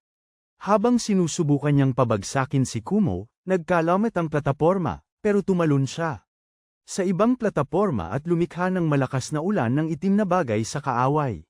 Sinimulan niyang gamitin ang kanyang mga kakayahan sa pagpapagaling, na nagpapataas sa kanyang HP, at dumami ang mga plataporma sa ilalim ng kanyang mga paa, kahit na habang lumalaban sa mga itim na atake. Dahil sa patuloy na pagpapagaling, naging imposible siyang pabagsakin, at napagtanto ito, nag-ipon siya ng mga itim na sibat, sinira ang plataporma para mahulog siya sa lava, na nagpapababa sa kanyang HP, ngunit hindi niya hahayaang masayang ang pagkakataong iyon. Hinayla niya ang kanyang katawan palabas at sinimulang kainin ito. Ipinahayag ng sistema na naabot na niya ang limitasyon ng karanasan, tumaas ng 2 antas. Habang nagsusuka siya sa isang pansamantalang mangkok, nawala siya, at lumitaw sa harap ng natitirang gagamba. Sa pamamagitan ng isang spell ng teleportasyon, ipinadala niya silang lahat sa bulkan. Nagsimulang mag-ihaw ng maliit na gagamba si Kumo para kainin. Sa sandaling yun, isang senadoryas ang nagsimulang kumurap sa loob ng ulo ni Kumo. Iyon ang kanyang ina na sinusubukang tawagin siya muli. Naiinis, nagpasya siyang magplano at pumasok sa kanyang teritoryo ng gagamba. Sa loob, inutusan niya ang kanyang mga replika na alisin ang kanyang ina, para tumigil na ito sa pagtatangkang ipatawag sila. Gusto nila na pumasok ang kanilang mga kopya sa portal at direktang atakihin ang isip ng kanilang ina. Nang tanungin ng mahiwagang utak kung anong uri ng atake ang dapat nilang gawin, inamin ni Kumo na wala siyang naisip, pero gusto niya na subukan nila ang kahit ano. Kaya, tumawid sila sa portal at sinimulan nilang sagpangin ang kanilang pinagmulan tulad ng mga supling na may sakit. Samantala, patuloy na gumagala si Kumo ng masaya, malaya na mula sa pakikialam ng kanyang ina, pero agad siyang nakakita ng isang grupo ng mga bandido na umaatake sa mga manlalakbay sa daan. Sinubukan niyang huwag mapansin, kaya inisip niya kung dapat ba siyang tumakas o iligtas sila. Nang mapansin niyang may sanggol sa loob ng karwahe, hindi siya nag-atubili. Umatake siya sa isang bandido at hinayla ito palabas, sumugod gamit ang kanyang sapot. Isa-isa nilang tinapos ang mga kaaway, tinamaan ang isa pa sa proseso. Nang tangkang tumakbo ng huli, hinuli niya ang binti nito, binawasan ang lakas hanggang sa bumagsak ito. Nang malipol na ang lahat ng bandido, ninais niyang sanay isa siyang kabalyero para magpakilala sa mga nakaligtas. Ngunit dahil hindi naman siya kahit anong uri ng kabalyero, nagpasya siya na kahit man lang pagalingin ng isa sa mga biyahero gamit ang kanyang kakayahan. Nang makita siya ng isa pang biyahero, nagsimula siyang umalis, ngunit may lumitaw na isang babae na may dalang sanggol.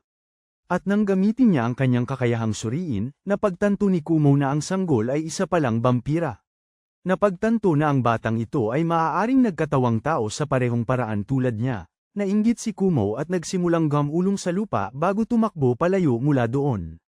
Sa loob ng gubat, nagbabala ang kanyang sistema ng alarma na may isang grupo ng mga duwende na nagbabalak na kunin ang sanggol. Nang makita niyang umaalis ang karwahe ilang minuto ang makalipas, napagtanto ni Kumo na sa huli, siya ang pinalad sa kwento. Samantala, sa kastilyo, sina Sean at Sue ay nagpunta para bisitahin ang kanilang ama para malaman kung bakit sila ipinatawag. Si Sue ay basta na lamang binaril ang ulo ng hari. Dahil lubos na nagulat si Sean, nagsimula siyang sumigaw ng husto. At nang dumating ang mga kabalyero, inakusahan niya si Sean na gumawa ng krimen. Nang tangkain nilang hulihin siya, nakipaglaban ng espada si Sean sa isa sa mga kabalyero at itinapon ang mga ito. Ngunit nang mapansin nilang sugatan siya, sa wakas ay nagpakita si Hugo, sinasabing ang katotohanan. Na siya pala ang nasa likod ng lahat, at gusto ng kanyang kapatid na maging hari. Sinubukan ni Sue na patayin siya, pero ginamit ni Sean ang kanyang kakayahan sa pagtansya at natuklasan niyang siya ay nasa ilalim ng bisa ng isang gayuma. Nagsimulang tumawa si Hugo sa kanyang mukha, pero sinuntok siya ni Sean. At nang magtaas ng harang si Hugo, sinira ito ni Sofia gamit ang mahika, na nagtulak kay Sean na gamulong palayo. Nang subukan ni Sean na gamitin ang kanyang pagtansya kay Sofia, napansin niyang ang kanyang katayuan ay nakaharang. Pagkatapos ay sumugod si Hugo sa kanya, pero itinulak siya pabalik ni Oka gamit ang atake ng hangin at nagpakawala ng isa pang atake. Nanatiling tahimik at tuliro si Sofia. Pagkatapos humakbang paatras ng ilang hakbang, hinawakan ni Oka si Sean at nagpakawala ng malakas na hangin laban sa mga kawal. Ayaw tumakas ni Sean, pero iginiit ng dalawang babae na hindi naligtas ang kastilyo. Pagkatapos, habang pinapatumba ni Oka ang mas maraming sundalo, tumakbo palabas ang lahat. Pagdating sa labas, sinalubong sila ng hukbo ng mga kawal na nagtatangkang hadlangan ang kanilang pagtakas. Nagsimulang lumipad ang mga pana sa paligid, at sumugod ang kabilang hukbo laban sa kanila, ginagamit ang kaguluhan bilang panakip. Nagawa ng grupo na makatakas sa kastilyo. Nang gabing yun, nasa loob na sila ng gubat, iminungkahi ni Sean na dapat nilang alisin si Hugo, ngunit ipinaliwanag ni Oka na mas malaking banta si Sofia, at marahil ang pinakamagandang gawin ay alisin silang dalawa. Sa sandaling yun, pinaligiran ng mga kaaway ang grupo at nagsimula ang pag-atake. Nakita ni Sean si Faye sa gitna ng mga kaaway at napagtantong nasa ilalim din siya ng impluwensya ni Hugo. Sinubukan niyang lumayo, ngunit nagpakawala siya ng apoy sa kanya, na napigilan naman niya. Nang subukan niyang sunugin muli ang lugar, sumugod si Sean sa gitna ng apoy at itinutok niya ang kanyang espada sa kanya, ngunit wala siyang lakas ng loob na patayin siya. Nang tangkain niyang sumugod muli, napatumba siya nito, ngunit gumanti siya ng sipa at itinutok ang kanyang espada kay Sean. Sa sandaling yun, nagsimula siyang magkamalay, ngunit natatakot na mawalan muli ng kontrol. Pinatulog niya ang kanyang sarili gamit ang mahika. Nabigla sa tagpo, sinubukan ni Sean na pagalingin siya, ngunit hindi siya magising, at ang kanyang desperadong sigaw ay naglabas ng mahiwagang liwanag na sa wakas ay nagpabalik sa kanya. Habang itinutulak ni Aka ang mga sundalo, si Sofia ay nanatiling hindi apektado ng hangin, at nang magpakawala si Aka ng mas malakas na atake, nakipaglaban siya ng harapan sa kanya bago siya mahigpit na hinawakan. Sinubukan pa ni Sean na iligtas siya, pero nasugatan ng sundalo ang kanyang binti, at nang subukan niyang pagalingin ang sarili, napagtanto niyang naubos na ang kanyang panggamot. Sa kabutihang palad, lumitaw si Faye sa langit at nagpakawala ng nakapipinsalang liwanag na sumire sa natitirang kalaban, at nakalaya si Aka mula sa mga kamay ni Sofia. Tumakbo ang grupo papunta kay Sean, pero sumugod sa kanila si Sofia, hanggang sa ipinukol ni Faye ang napakalaking apoy sa kanya bago lumipad palayo. Gayunpaman, sa mabilis niyang pagbabalik, hinayaan niya si Sean na iligtas ang isa pang kaalyado. Samantala, sa loob ng katawan ng inang gagamba, patuloy ang mga replika ni Kumo sa kanilang gawain. Tinatanong ng pangunahing utak kung bakit hindi lumalaban ang inalaban sa kanila, at napagpasyahan ng iba na baka abala ito sa pagharap sa kanyang napakaraming supling. Gayunpaman, hindi pa rin maunawaan ng utak na gumagamit ng mahika kung bakit hindi nagpadala ang ina ng mas maraming gagamba para hanapin si Kumo. Dahil may koneksyon sila sa kanya, hinala ni Kumo na alam na ng kanyang ina na siya ay isang kakaibang nilalang at balak siyang lipulin agad. Sa sandaling yun, sumigaw ang inang gagamba sa kanyang natitirang mga anak bago pasabugin ang butas sa kisame. Nang tangkaing umalis ng mga replika ni Kumo para balaan siya, natuklasan nilang nakakulong sila ng sarili nilang ina, at napagpasyahan na niyang tapusin si Kumo. Kasabay nito, naglalakad si Kumo sa gubat, nag-iisip kung ano ang kakainin at nag-isip na manghuli ng USA at pagkatapos ay kumain ng prutas. Habang sinasabi yun, natagpuan niya nga ang isang prutas, ngunit nang kagatin niya ito, isang higanteng bumaon ang binti sa lupa sa ilalim niya. Napagtanto ni Kumo na umalis ang kanyang ina sa mga kuweba para patayin siya. Nang suriin ni Kumo ang kanyang kalagayan, natuklasan niya na ang kanyang ina ay isang reyna na level 89, 5 beses na mas malakas kaysa sa isang roba, at napagtantong ito ay isang imposibleng laban. Nagsimula siyang tumakbo, pero hindi ito ininda ng kanyang ina at hinabol pa rin siya, sinisira ang bawat puno sa kanyang daraanan. Sinubukan pa ni Kumo na intindihin kung paano natuklasan ng kanyang ina ang kanyang lokasyon, nang may isang bugso ng kulay ubing apoy ang papunta sa kanya. Sinubukan niyang gumamit ng teleportasyon, pero patuloy na nagbuga ng apoy ang halimaw, at nang lumipad siya paitaas, nakita ni Kumo ang pinsalang iniwan saan man dumaan ang kanyang ina. Napagtanto niyang mapapahamak siya kung mahuhuli, at pagkatapos bahagyang makailag sa isa pang atake, tumakbo na ulit si Kumo, umiiwas sa mga bagong pagsabog. Nang subukan niyang mag-teleport ulit, tinangka siyang saktan ng kanyang ina, pero nakailag si Kumo, subalit tinamaan agad pagkatapos ng isa pang buga ng apoy. Para hindi madurage, nag-teleport siya pabalik sa mga yungib sa huling sandali, nakatakas sa pamamagitan ng isang hibla ng buhok. Pero nang makahinga siya ng maluwag, napansin niyang napaso ang kanyang mga binti, sinusubukang magtago hanggang sa siya ay manumbalik. Natuklasan siya ng isa sa mga gagamba, na sumire sa kanyang bahay gagamba, at ipinakita na libu-libong gagamba ang naghihintay sa kanya. Naunawaan ni Kumo na nakita na ng kanyang ina na babalik siya sa lumang tahanan, at inutusan ang mga kapatid na maghintay sa kanya. Sa ilang sandali, mga bugso ng sapot ang pinakawalan kay Kumo, pero nailigin niya hanggang sa nahawakan siya ng isang gagamba at nagpasok ng lason sa kanya. Lumaban si Kumo, naghagis ng sibat na nilikha mula sa isang magic circle at umakyat sa pader. Napagtanto na talagang gusto siyang alisin ng kanyang mga kapatid. Sinuri niya ang kanyang kalagayan at nakita niyang ang pagtitiyaga lamang ang kasanayang nagpapanatili sa kanya na buhay. Habang patuloy na umaatake ang mga kapatid, nakatakas si Kumo gamit ang kanyang sariling mga sapot at napagtanto na matatalo lamang niya sila sa loob ng gitnang antas.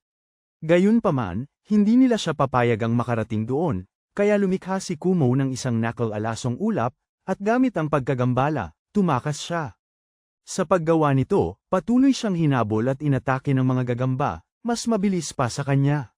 Gayunpaman, nagawa ni Kumo na magkaroon ng maliit na butas, pero malapit na sa gitnang patong. Isang tau-tauhan ang lumitaw sa harap niya, at sa isang sipay pinutol ang kanyang mga braso. Sumugod ang manyika para atakihin siya, pero nakailag siya, at nang tiningnan niyang mabuti, natuklasan niya na mayroong gagamba sa loob nito na kumokontrol sa manyika. Isa ito sa mga lihim na sandata ng kanyang ina. Napaligiran sa pagitan ng mga manyika at hukbo ng mga gagamba, nag-isip si Kumo kung saan siya tatakbo, at sa sandaling iyon ay ilang sapot ang inihagis sa kanya. Tumalon palayo si Kumo at ginamit ang kanyang espesyal na kakayahan, nagpapaputok ng mga itim na bagay, pero hinarang lahat ng papel, at nagsimulang maubos ang MP ni Kumo. Pero nang subukan niyang magpagaling, sumugod sa kanya ang isang gagamba, at winasak niya ito gamit ang kanyang mga itim na sibat. Sa kasamaang palad, hindi niya kayang gamitin ang dalawang kakayahan ng sabay, kaya gumawa siya ng usok para makaakyat palayo. Gayunpaman, lumitaw ang papel sa harap niya, at nang nagpaputok pa ng mas maraming sapot ang mga gagamba, bahagya siyang nakatakas. Sabay-sabay na nagpakawala ng sapot ang lahat ng gagamba, pero sumagot si Kumo gamit ang kanyang bagyo ng itim na bala. Nang mapagtanto niyang imposibleng makatakas papunta sa gitnang bahagi, sinubukan niyang mag-level up, pero sa huli inahuli siya sa isang sapot, at lahat ng ibang gagamba ay samugat sa kanyang laman bago siya gawing bato. Sa kabutihang palad, nakapagpakawala siya ng ilusyon gamit ang kanyang hirtikong mahika, kaya nakita ng lahat ay isang ilusyon lamang niya.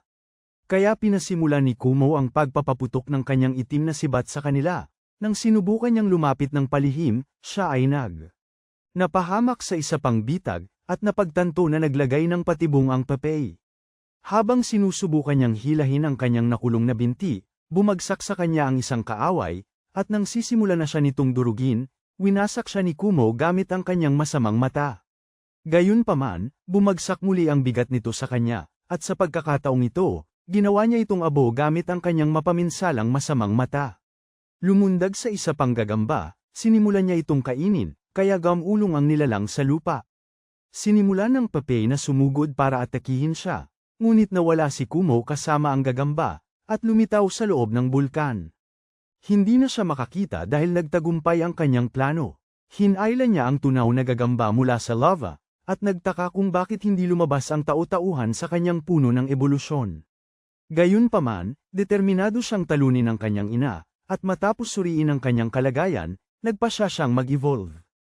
Nang matapos ang kanyang ebolusyon, inanunsyo ng sistema na tumaas ang lahat ng kanyang pangunahing istatistika. Subalit, nakatanggap din siya ng impormasyon na nakakuha siya ng kasanayan sa immortalidad, dagdag pa sa pagtaas ng mga puntos ng kasanayan. Napagtanto rin ni Kumo na mabilis siyang nagiging pinakamakapangyarihang halimaw sa mundo, at nakuha ang sukdulang daya ng kahit anong nilalang. At kung dati pa man ay nasira na siya, ngayon sa kasanayang ito ng immortalidad, wala nang papatay sa kanya. Sa pag-iisip ng posibilidad na mabuhay magpakailanman, naintindihan niya na kaya niyang harapin ang kanyang ina ng walang takot na madurage, at bago yun, ipinakita ng sistema na nakuha rin niya ang kasanayang kampyon, na kayang magdulot ng epektong takot ng erehe. Sa isipang yun, alam niyang kaya niyang itaboy ang halos kahit anong halimaw nang hindi kailangang lumaban, at siya ay nagiging labis-labis na makapangyarihan. Nang magsimula siyang magtanong kung paano niya nakukuha ang mga nakakatawang kasanayan na yun, tinawag siya ng Diyosa ng mundong yun, literal gamit ang telepono, at sinubukang ipaliwanag ang lahat. At kung may pagdududa pa siya noon, ngayon ay sigurado na. Siya nga ang Reinhardt ng mundo ng gagamba. Ayaw sumagot ni Kumo hanggang sa nagbanta ang Diyosa na gagawin siyang pancake, sa kanya sinagot agad. Pagkalipas ng ilang panahon, lumalangoy si Kumo sa dagat, masaya na sa wakas ay nakalangoy na siya, isang bagay na hindi niya kayang gawin sa dati niyang buhay. Pagkatapos ng ilang minuto, nagsimula siyang mangisda para sa kanyang almusal. Iniisip ang kanyang ina, naisip niyang mas mabuti pang hayaan ang kanyang mga kopya na pahirapan ang reyna habang unti-unti niyang babawasan ang hukbo. Bigla, may nahuli siyang mabigat, inakala niyang tunay ito, at sinubukang hilahin. Natuklasan niyang nakahuli siya ng isang dragon, at matapos talunin na ang ilang dragon, inisip niyang kaya niyang harapin ang isa pa ng kalmado. Nang magbuga ito ng apoy, kumampay si Kumo gamit ang kanyang sapot at tinamaan ito ng isang itim na sibat, na mabilis itong natalo. Pagkatapos, nag-teleport siya pabalik sa mga kuweba, determinado na harapin ang Papay. Pagkalitaw niya, sumugod agad ang nilalang sa kanya, at umiwas si Kumo, sinusubukang balutin ito sa kanyang sapot, pero sinira nito ang lahat. Pagkatapos, nagpatawag siya ng malakas na agos ng tubig, at nagsimulang lumangoy papunta sa ibabaw. Nang matuyo ang tubig, ang Papay ay walang malay lang sa lupa, at nagpasya siyang bumalik sa karagatan para magpatuloy sa pangingisda. Pero nagbabala ang mahiwagang utak na may isang napakalakas na kalaban na papalapit. Isang biglang sinag ang sumambulat sa lupa, at ang bagong banta ay dumaan sa ulap ng alikabok. Sinubukan ni Kumo na gamitin ang kanyang kakayahan sa pag-unawa, ngunit ang kanyang kalagayan ay nahadlangan. Gamit ang kanyang kakayahan sa kaalaman, napagtanto niya na ang kalaban ay isang sinaunang pterodactyl na antas 139, isang matanda at banal na halimaw, at isang demonyong Panginoon. Nang subukan niyang tumakas, ang kanyang katawan ay halos nawasak sa isang napakalaking pagsabog. Ngunit kung akala mo ay mamamatay na siya, nagkakamali ka, dahil mayroon siyang mga sirang kakayahan at immortalidad. Kaya siya ay ayos na ayos. Gayunpaman, wala siyang ideya kung gaano katagal bago tuluyang manumbalik ang kanyang katawan, at nang may petang na lumundag mula sa tubig upang sakmalin siya, agad niya itong winasak gamit ang madilim na mahika, nakahinga ng maluwag na mayroon pa rin siyang kapangyarihan. Naisip niyang gumamit ng mahika ng pagpapagaling upang mapabilis ang kanyang panunumbalik, ngunit alam niyang aabuti ng ilang oras bago mabalik ang lahat, at hindi siya maaaring gumamit ng MP, dahil maaaring biglang sumulpot ang demonyong Panginoon at tapusin siya. Habang naghihintay, nagsimula siyang magtaka kung bakit siya hinahabol ng demonyong Panginoon. Pagkatapos, napagpasyahan niya na yun ay gawa lamang ng kanyang ina, lalo na dahil sa susunod hindi na siya mailigtas kahit pa ang walang hanggang buhay, at doon nagsimulang mag-isip si Kumo ng bagong paraan para makaligtas. Pagkaraan ng ilang araw, nakabawi na siya at lumundag mula sa tubig, kumakain ng isda. Nang matapos siya, nagsimula siyang umakyat sa isang puno, umaasang matuklasan kung nasaan siya, at gamit ang kanyang kakayahang makakita ng hinaharap, nakita niya ang lungsod sa kanyang harapan. Sa mismong harapan niya, may karwaheng dumaan sa daan, at napansin din niya na sila ay iyong mga biyaherong nailigtas niya ilang araw pa lang ang nakalipas. Gayunpaman, nang tumingin siya sa isang palumpong, natuklasan niya na balak pa rin ng mga duwende na nakawin ang sanggol. Sa bahay ng mga biyahero, isang grupo ng mga duwende ang pinatahimik ang isa sa mga bantay at tahimik na pumasok, gustong kunin ang bata. Ngunit nang makarating sila sa silid, isa-isa silang nagsimulang bumagsak, habang nilipol sila ni Kumo gamit ang kanyang sumpa. Sa maikling panahon, sinimulan niyang subaybayan ang huli sa kanila at sinundan ito hanggang sa kanyang nayon. Napansin ni Kumo na may natitira pang mga duwende at nagtaka kung bakit gustong-gusto nilang kunin ang sanggol na iyon. Kinabukasan, nakita ni Kumo ang isang grupo ng mga duwende na sumasamba sa kanilang diyosa at sinimulan silang puksain gamit ang kanyang isinumpang mata. Sa loob ng ilang araw, nalipol na niya ang lahat ng mga bandido sa paligid ng lungsod. Bagamat naniniwala ang Panginoon ng teritoryo na isa lamang siyang nakakadiring insekto, kumbinsido ang mga tao na ipinadala siya ng kanilang diyosa. Isa pa, ang demonyong Panginoon ay nagtataglay ng titulong sinaunang banal na halimaw. Isang babae mula sa lungsod ang lumapit sa kanya at humiling na pagalingin niya ang kanyang anak, na malubha ang sakit. Kaya bumaba si Kumo mula sa puno at nagpas siyang tingnan ang kalagayan ng bata. Natuklasan niya na may kanser sa atay ang bata at nagtanong kung walang makain ng pamilya, dahil ipinapakita ng kalagayan ng kanyang ina na siya ay kulang sa nutrisyon at pagod na pagod. Pagkatapos, gumamit si Kumo ng mahika ng pagpapagaling sa kanilang dalawa, at nang gumaling sila, inalok siya ng babae ng mansanas. Sa sumunod na linggo, sinimulang sambahin ng buong lungsod si Kumo, tinawag siyang banal na hayop at nagbebenta ng maliliit na laruan na inspirasyon niya sa lahat. Nang tangkaing sabihin ni Kumo na hindi siya isang banal na hayop, ang naririnig lang ng mga tao ay ang kanyang mga hiyaw, iniisip na nagmamakaawa siyang pumunta sa Cub 8 ng gagamba. Samantala, dumating si Sean at ang kanyang mga kaibigan sa bilog ng teleportasyon na patungo sa nayon ng mga duwende, at dahil ang lugar ay protektado ng isang mahiwagang harang, ipinaliwanag na ang bilog ang tanging paraan para makapasok. Pagkasabay nilang nawala sa teleportasyon, lumitaw sila sa nayon ngunit agad silang hinarap ng isang grupo ng mga duwende. Nakatayo si Oke sa harapan, ipinakikilala ang lahat ng kanyang kaibigan, at sinasabing dumating sila upang suportahan ang laban-laban sa hukbo ni Hugo. Gayunpaman, inutusan sila agad ng isa sa mga duwende na umalis, dahil hindi sila nagtitiwala sa tao. Sa sandaling yun, lumitaw si Padomas sa kanyang likuran at sinabi sa grupo na manatili. Nagulat ang lahat na makita siyang buhay, dahil nasaksihan nilang pinatay siya ni Sofia sa nakaraang laban. Sa loob ng nayon, ipinaliwanag ni Padomas na paparating si Hugo doon kasama ang 80,000 sundalo, at naniniwala ang lahat ng mga lungsod na si Hugo ang tunay na bayani. Hindi nila alam na sa totoo lang, si Sean pala ang bayani. Nang gabing yun, nagsimulang maghinala si Sean na sinusubukan silang akitin ng mga elf sa isang patibong, dahil hinala nila na lihim na ipinaalam ni Alke kay Padomas ang tungkol sa kanilang pagdating. Kinabukasan, dumating sila sa tirahan ng mga nagbagong anyo, kung saan nakatira at nagtatrabaho sa mga bukid ang mga natitirang estudyanteng nagbagong anyo. Nang magpakilala ang isang babae bilang Sashi, agad siyang nakilala ng grupo bilang kanilang class representative. Hindi nagtagal, nagsimulang tumakbo ang iba pang mga estudyante patungo sa kanila, at masiglang nagpakilala. Habang pumapasok ang lahat sa bahay, sinabi ni Alka na aalis na siya at basta na lang naglakad palayo sa loob ng bahay. Patuloy ang mga estudyante sa pagpapakilala sa isa't isa, masayang muling nagkasama-sama. Gayunpaman, pagkatapos marinig ang lahat ng pagpapakilala, napansin ni Sean na may 2 estudyanteng nawawala, at isa na doon si Kumo. Nang tanungin ni Sean kung paano sila napadpad sa nayon ng mga duwende, ipinaliwanag ni Sashi na ang ilan ay ipinagbili ng sarili nilang mga magulang, dahil itinuturing silang mga mahiwagang nilalang.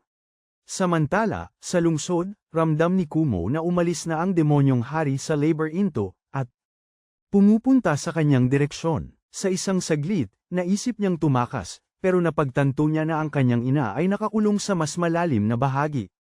Lubos na siyang nanghina dahil sa mga atake ng kanyang mga replika, at nakita ang perpektong pagkakataon ay nag-teleport siya sa mga yungib, isang medyo malakas na kakayahan. Tama, gayunpaman, nang harapin siyang muli na umaasa ng madaling tagumpay, natuklasan niya na huli na ang lahat na siya ay nahuli sa mga sapot ng kanyang ina. Sinubukan siyang tapusin agad ng Reyna, ngunit pinutol ni Kumo ang kanyang sariling mga nahuling binti at nagawang tumalon palayo. Nang tangkain ng ina na lamunin siya sa pamamagitan ng isang bugso ng hangin, kumapit si Kumo ng buong lakas at naiwasan pa ring masunog ng nakapipinsalang apoy. Pagkatapos, maraming sapot ang nagsimulang pumulupot sa kanya, at pinaputok ni Kumo ang kanyang itim na bala, ngunit walang nagawang pinsala. Alam niyang lubusan siyang mapipigilan bago pa man magamit ang kanyang teleportasyon, kaya desperado niyang pinutol ang mga sapot, nagsimula siyang bumagsak, at sa gitna ng kanyang pagbagsak, muling nabuo ang kanyang ina sa mga piraso at tinangkang lamunin siya ulit. Gayunpaman, tumanggi si Kumo na mamatay. Habang sinusubukan niyang tumakas, bumalik ang mahiwagang utak, dala ang bagong kapangyarihang sinipsip mula sa astral na agos ng kanyang ina mula nang kainin nila ito kamakailan. Sa dagdag na lakas na ito, nagpakawala sila ng sunod-sunod na mapaminsalang atake, at muling nabuo si Kumo agad-agad. Tumaas muli ang lahat ng kanyang katangian, determinadong tapusin ito. Bumuga siya ng napakalaking apoy, lubusang winasak ang kanyang ina. Nang matapos ang lahat, nagbabala ang mahiwagang utak na ang huling kopya ay tumawid sa isang portal na natagpuan sa loob ng isipan ng ina. Ngayon, ito ay nasa loob mismo ng Demon Lord, nagbabalak na atakihin siya. Sa sandaling yun, napagtanto ni Kumo na bumabalik ang Demon Lord sa mga yungib upang lipulin siya, at agad siyang naglaho. Sa lungsod, hinarap ng isang grupo mula sa kalapit na kaharian si Kumo habang siya ay kumakain. Inaakusahan siyang Samire sa kanilang tagsibol ilang linggo na ang nakararaan. Nang tangkang ipagtanggol siya ng mga taga-bayan, nagbanta ang mga sugo na magdedeklara ng digmaan at hinihiling na sumama siya sa kanila. Basta na lamang naglaho si Kumo, pumunta sa kagubatan kasama ang kanyang prutas. Sa malayo, napansin niya na ang pinuno ng grupo ay ang panauhin sa bahay ng lokal na Panginoon, at naisip niyang umalis sa teritoryo upang maiwasan ang gulo. Napagtanto rin niya na kung aalis siya, ang sanggol na kanyang iniligtas ay muling mapapahamak, kaya nagpasya siyang manatili malapit upang matiyak na ligtas ang lahat. Para makasiguro, nagpasya siyang manmanan ng Demon Lord at nakita niya itong abala sa pakikipaglaban sa isang malaking halimaw sa loob ng labyrinth. Pagkatapos umalis, sinubukan ni Kumo na magpahinga, at sa sandaling iyon lumitaw ang lalaki mula sa isang portal. Nakilala niya ito, siya pa rin ang lalaking nakilala niya kanina. Nagpakilala siya, pero napakakomplikado ng pangalan niya, kaya tatawagin ko na lang siyang Gili. Hiniling ni Gili kay Kumo na itigil ang pag-atake sa Demon Lord, na ikinagulo ng isip niya, dahil ang Demon Lord mismo ang sumusubok pumatay sa kanya. Hindi nagtagal, napagtanto niya na ang tinutukoy nito ay ang replika niya, na nasa loob ng Demon Lord. Ipinaliwanag ni Kumo na nawalan siya ng koneksyon sa kanyang replika nang puksain niya ang kanyang ina. Kaya, hindi niya alam kung ano ang ginagawa nito. Pagkatapos, sinabi ni Gili sa kanya na umalis sa lungsod at humanap ng ibang lugar na titirhan, dahil sa tingin niya ay masyado siyang malakas para manatili malapit sa mga ordinaryong tao. Pero, tumanggi si Kumo. Ibinunyag niya na simula nang makuha niya ang bawal na bagay, natuklasan niya na may isang grupo ng mga duwende na gustong wasakin ang mundo, at determinado siyang pigilan ito. Nang marinig ito, napagtanto ni Gili na hindi niya siya maaaring pilitin na umalis at basta na lang siyang naglaho sa kanyang portal. Pagkatapos noon, nagpunta siyang umidlip, ngunit nagbabala ang kanyang pakiramdam, at nakatanggap siya ng biglaang pag-atake ng mga kutsilyo. Umiiwas siya at ginamit ang kanyang galing para malaman kung ano ang nangyayari. Nakita niya ang tambak ng mga patay na tao at napagtanto niyang sila ay mga tauhan ng matabang lalaki na sumubok makipag-usap sa kanya kanina. Di nagtagal, nakita natin ang matabang lalaki na galit at pagkatapos ay namatay agad dahil sa kakayahan ng gagamba. Di nagtagal, nakita natin ang ilang maharlika na nagkokomento tungkol sa pagkamatay ng matabang lalaki na napakakaiba. Sinimulan nilang pag-usapan kung ano ang nangyari at kung sino ang pumatay sa maharlika. Ngunit dumating ang lingkod na nagsasabing ang kaharian ng Oz ay nagdeklara ng gyera laban sa kanilang bansa. Di nagtagal, nakita natin ang ating paboritong gagamba na nag-aalala, dahil nakita niyang lahat ay magdidigmaan, at iniisip niya kung dahil ba ito sa pagpatay niya sa matabang lalaki. Sinulyapan niya ang Panginoon at napansin niyang labis siyang nag-aalala at inisip kung talagang matatalo ba ito sa digmaan. Kaya naisip niya na dahil kasalanan niya ito, tutulong siya kahit kaunti. Lahat ay naghahanda para sa digmaan, at isang mahikang harang ang nabuo. Sa harang na ito, walang makakatakas, at saka nagsimula ang digmaan. Ang unang lumaban ay ang mga duwende. Ang laban sa pagitan nila ay matindi, ngunit hindi ito naging maganda para sa mga duwende, kaya napilitan silang umatras. Napakalakas ni Hugo, binubugbog niya ang kawawang duwende na natira, ngunit nagawa niyang ipana ang kanyang kaibigan at gumamit ng pananggalang kay Hugo, at habang naroon siya na nahihirapan huminga, may hindi inaasahang nangyari. Nagsimulang lumindol, at siya ay napalayo. Pagkatapos lumapit si Hugo para tapusin siya, at nanalangin ang duwende na may tumulong sa kanya. Sa sandaling yun, lumitaw ang ating mahal na si Sean para ipagtanggol siya. Nagpalitan ng malalakas na suntok sina Hugo at Sean hanggang sa naitulak ni Hugo si Sean paatras. Ipinahayag ni Hugo na lilipulin niya silang dalawa, dahil itinuturing niya silang pinakamalaking banta sa kanyang kaharian. Nais protektahan ng elf ang lahat at nag-alok na harapin siya, ngunit pinigilan siya dahil sugatan pa siya. Pagkatapos, nagpas siyang maglaban ng mag-isa sina Sean at Hugo. Nang walang sagabal, nagpakawala si Hugo ng malakas na aura at sumugod silang pareho. Bagamat walang tigil ang atake ni Hugo, nagawa pa ring tamaan ni Sean ang ulo niya at suntukin siya sa tiyan. Nang itinutok ni Sean ang kanyang espada, sinubukan ni Hugo na kontrolin ang kanyang isipan gamit ang sumpa ng kanyang mga mata, ngunit nakapanlaban si Sean, at simula nang matanggap niya ang titulong Dragon Slayer, naging laban na siya sa lahat ng mahika. Inutusan siya ni Hugo na sumuko, ngunit matapos tumanggap ng isa pang suntok sa tiyan at mawala ang kanyang espada, Siya ay bumagsak, sinusubukang bumangon. Sumagot si Sean na ang mundo ay hindi pag-aari ni Newman, kundi ng lahat ng naninirahan dito. Nang makita yon, tinawag ni Sofia si Hugo na isang mangmang na bigo at sinabing isa lamang siyang laruan para sa kanyang layunin. Sa sandaling yun, lumitaw ang commander ng hukbo ng demonyo at ipinahayag na susugod ang kanyang mga tropa para salakayin ang nayon. Matapos gamitin ang hukbo ni Hugo bilang pampagulo, nagpatuloy ang mga demonyo para lipulin ang mga duwende. Nagpasya si Sean na harapin si Sofia, ngunit nang makita niyang inaalis si Yuri, sinubukan niyang habulin ito. Gayunpaman, hinarang siya ni Sofia. Inatake niya ito, ngunit tinawag ni Sofia ang kanyang espada mula sa lupa, at sa isang tulak, itinapon siya nito sa malayo, na kinukutsa siya at tinatawag siyang isang mahinang batang lalaki. Sinubukan niya ulit, pero umilag ito at ibinalik siya, napagtanto na hindi kayang talunin ni Sean. Nagpas siyang tulungan siya ng grupo. Dalawang dagdag na karakter ang tumakbo para harapin ang commander ng demonyo, nagpalitan ng atake ng enerhiya at itinaboy siya palayo sa labanan. Kasabay nito, panyanan ni Yuka, pero nasalo ito ni Sofia at madali niyang naiwasan ang lahat ng iba pa, binarapan niya ang kalasag ni Heron. Sinubukan siyang sugurin ni Sean at ng iba pang NPC, pero walang kahirap-hirap silang pinatumba ni Sofia. Ipinaliwanag niya na sadyang pinapalampas niya sila, dahil inutusan siya ng kanyang Panginoon na walang dapat mamatay sa kanila. Sinubukan muli ni Yuka gamit ang mas maraming palaso, ngunit natural na hinarang lahat ni Sofia. Sinubukang samantalahin ni Sean ang pagkagulo upang atakihin siya, ngunit naitapon na naman siya pabalik, nang hilingin niyang malaman kung bakit siya pinapalampas. Sumagot si Sofia na dahil sila ang mga tagapamahala ng mundong ito, at kailangan nila ang kapangyarihan ng lahat sa kanila. Sa ibang lugar, nakikita natin ang ating minamahal na gagambang si Akuma na naghahanda para sa laban at ginagawa ang kanyang nakakatawang monologo. Nasisiyahan siya na nagpapatayan ang lahat doon. Dahil pagkatapos noon ay makakakuha siya ng maraming XP. Pagkatapos ay sumugod siya sa gitna ng lahat at nagdulot ng isang napakalaking pagsabog. Tuwang-tuwa siya na umangat siya ng antas. Ngunit nagsimula ang labanan sa tabi niya. Ngunit huwag nating pansinin ang away na yon na parang sa PlayStation 2 at pumunta tayo sa mas kawili-wiling laban.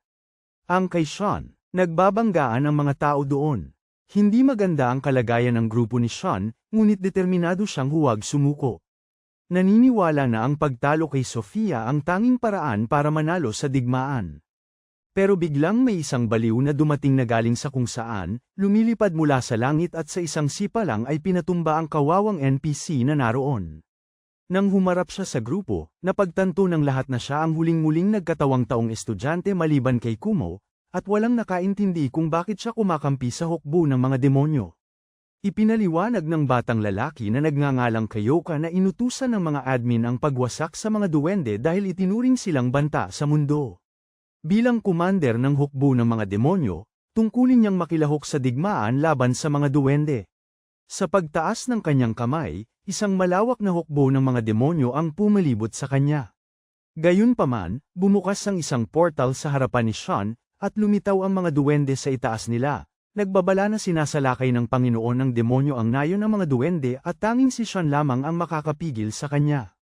Bago nila siya maitawid, teleport, sinaksak ni Kayoka na isang tao ang isa sa mga duwende gamit ang kanyang espada, agad itong ikinamatay. Pinaputukan sila ng mga natitirang duwende. Ngunit pinuksa ni Sofia ang lahat gamit ang itim na usok.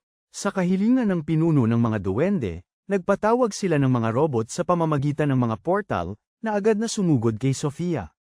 Nang sinubukan niyang alisin sila gamit ang kanyang madilim na usok, napagtanto niyang ang mga robot ay ganap na hindi tinatablan ng atake. Pinaligiran sa lahat ng panig, nagpaputok ang mga robot, ngunit nang mawala ang alikabok, nanatiling walang galaw si Sofia sa loob ng isang nagtatanggol na piramide. Habang sila ay sumusulong, naglunsad ang mga robot ng isa pang bugso ng atake, ngunit nagpakawala si Sofia ng isang napakalaking alon na nagsimulang ilubog sila sa lupa. Ang mga duwende ay nagpakawala ng iba pang mga palaso, ngunit sumagot si Sofia ng isa pang nakapipinsalang alon, na nagwasak sa kanilang lahat na sumusubok na pigilan siya. Tumakbo si Sean papunta sa kanya, pero naglabas ng espada si Kyo at isang portal ng demonyo. Hinarang niya ang atake ni Sean at sinipa siya palayo. Nakatayo pa rin si Sean, pero natanggal ang isang ngipin niya. Nang tumakbo ang isang buong hukbo ng mga duwende papunta sa kanya, binuksan ni Kyo ang isang portal ng demonyo at nagpakawala ng ulan ng mga demonet na pana sa kanila, na nagpabagsak sa lahat sa loob ng ilang segundo. Sinugod ng dalawang maliliit na lalaki ang lalaki, pero madali niyang sinalag ang mga atake nila at hinarang ang isa pang atake mula kay Sean, tinawag siyang pinakamahinang bayani sa kasaysayan. Pagkatapos, marahas niya itong itinulak paatras at tinangkang pugutan ng ulo, pero sumulpot si Anna sa harapan at siya ang tumanggap ng atake.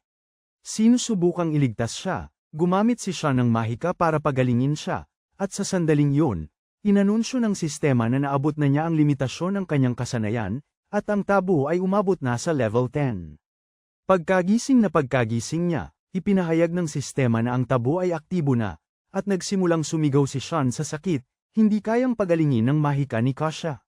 Sinamantala ni Hugo ang sitwasyon at tinangkang atakihin si Sofia mula sa likuran, pero napansin niya ito. Ang kanyang anino at madaling hinarang ang kanyang espada. Itinaas niya ang bata sa buhok, handa na siyang tapusin, nang isang matinding liwanag ang tumama sa kanyang mukha, dahilan para bitawan niya ito. Sa likod niya, sa wakas ay lumitaw na ang kanyang amo. Sa ibang lugar, nakikita natin si Kumo, na pagkatapos ng lahat ng kaguluhang nangyari na hindi ko pa man nasasabi sa inyo, ay nagawang magkaroon ng bagong anyo. At ngayon siya ay kalahating tao, kalahating gagamba. Pagkatapos ay nag-iwan siya ng ilang maliliit na bagay para sa kanyang mga anak at umalis, nag-iisip kung ano ang gagawin ngayon. Tumingin siya at nakita niyang nasusunog ang buong lungsod at may ilang duwende na sumasalakay sa mansyon. Nakakapanlumo ang sitwasyon, at labis na nag-aalala ang mga maharlika sa nangyayari. Nagpapalam na sila sa sanggol at aalis papunta sa isang ligtas na lugar kasama siya, ngunit sa gabi, habang sinusubukan niyang lumabas ng palihim kasama ang sanggol, natagpuan siya ng mga mananalakay, nataman siya ng isang palaso sa binti, at habang sinusubukang tumakas, tinamaan siya ng maraming palaso. Tapos lumapit ang sanggol doon at kinagat ang lalaki para alagaan siya. At dahil ang sanggol na ito ay isang vampira, ang lalaki ay naging sobrang lakas, at natalo niya ng madali ang lahat ng naroroon. Pagkatapos, lumitaw ang pinuno ng mga duwende, at sobrang lakas ng lalaki, inutusan niya ang mga duwende na saktan siya. Pero kahit ganoon, buhay pa rin ang lalaki at sinisikap siyang protektahan sa lahat ng paraan, tapos, sinubukang bumuo ng magic circle ng duwende. Pero lumitaw si Kumo at binigyan ng napakalakas na suntok ang lalaki sa mukha. Ang isa pang lalaki na naging vampira ay malapit ng mamatay, at pinuntahan siya ni Kumo at pinagaling. Tinatanong ng duwende kung sino ba siya, at tinatangka ni Kumo na gumawa ng harang ng mahika, pero pinawawalang bisa ito ng lalaki. Nakilala siya nitong kaaway, nagpakilala ito, at pagkatapos ay sumugod sa kanya. Ang labanan nila ay napakalakas. Pinapahina nito ang kanyang mahika. Sinusubukan niyang tumalon sa dingding, pero halos hindi siya makagalaw. Ginagamit niya ang kanyang kakayahang pabilisin ang pag-iisip para subukang gumawa ng isang bagay, pero wala siyang magawa. Dahil nahaharangan ang lahat ng kanyang stats, nagpasya siyang sumugod dito sa malapitan kahit na ganon. Nagagawa niyang gumanti sa kanya, pero napagtanto niya na robot pala ito. Napansin niya na kailangan niya itong tapusin agad, at nagsimula na naman silang magsagutan. Biglang naglabas ng machine gun ang lalaki mula sa kanyang kamay, halos hindi niya naiwasan, pero tinamaan pa rin siya. May kahusayan siyang umiwas, at nagawa pa niyang mawala sa sarili, pero nataman pa rin siya. Napagtanto ng robot na kailangan niya siyang tapusin doon mismo, kundi magdudulot ito ng problema sa hinaharap. Patuloy na ginagamit ng lalaki ang ninakaw na bazooka, at kawawang Kumo ay nakakaiwas lang. Sinubukan pa niyang gamitin ang kanyang masamang intensyon, ngunit mabilis na umiwas ang lalaki, kaya nagpasya siyang maghintay ng perpektong pagkakataon para sumalakay. Bigla, gusto malaman ni Ariel kung bakit nakikipaglaban si Pat Omas kay Kumo. Tinapakan niya ang lupa at sinabi sa kanya na tumalikod, at sumagot si Ariel sa pamamagitan ng pagtanggal ng ulo niya gamit ang isang sampal, nangangakong gagawin siyang tira-tira. Sa pagkatalo ng kaaway, lumapit si Ariel kay Kumo at nagmungkahi ng tigil putukan. Sa kanyang mahika ng kalaliman, hindi niya lubusang magagapi si Kumo, at ang replika ni Kumo sa loob. Patuloy pa rin siyang naiimpluwensyahan sa kanyang mga iniisip, at napagpasyahan ni Ariel na mas makabubuti kung pananatilihin si Kumo bilang kaalyado. Kaya naman, nagkamay ang dalawa, tinatakan ng isang hindi inaasahang kasunduan. Samantala, ang totoong Pa Thomas ay nagising sa isang laboratorio na puno ng kanyang mga clone, kumbinsido na ngayon si Kumo ay isang tunay at hindi mahuhulaang banta. Nagpasya siya na sa susunod ay aalisin na niya ito ng walang pag-aalinlangan. Kinabukasan, umalis sina Kumo at Ariel sa syudad ng magkasama, at sa daan ay inanyayahan ni Ariel sumama si Kumo sa kanyang hukbo, dahil balak niyang wasakin ang tunay na Pa Thomas bago pa nito tuluyang sirain ang mundo. Pagkatapos noon, tinawag ni Ariel ang lalaking nagpoprotekta sa batang babae na si Sofia upang sumama rin sa grupo, dahil silang dalawa ay mga vampira na at wala na silang matutuluyan. Ang binata ay litong-lito nang mapagtanto niya na isa na siyang vampira, at humingi ng paumanhin si Sofia sa pagiging dahilan nito, ngunit sinabi niya na masaya siyang mapoprotektahan na niya ito magpakailanman. Pumayag siyang sumunod kay Ariel patungo sa teritoryo ng demonyo, na pagtanto niya na ito ay isang sandali na tunay na makapagpapabago sa tadhana ng mundo. Nagpasya si Kumo na sundan sila, pinagsama-sama ang mga puwersang makakapigil sa pagkawasak nito, kaya tuluyan na siyang sumapi sa iba pang mga bayani. At dito nagtatapos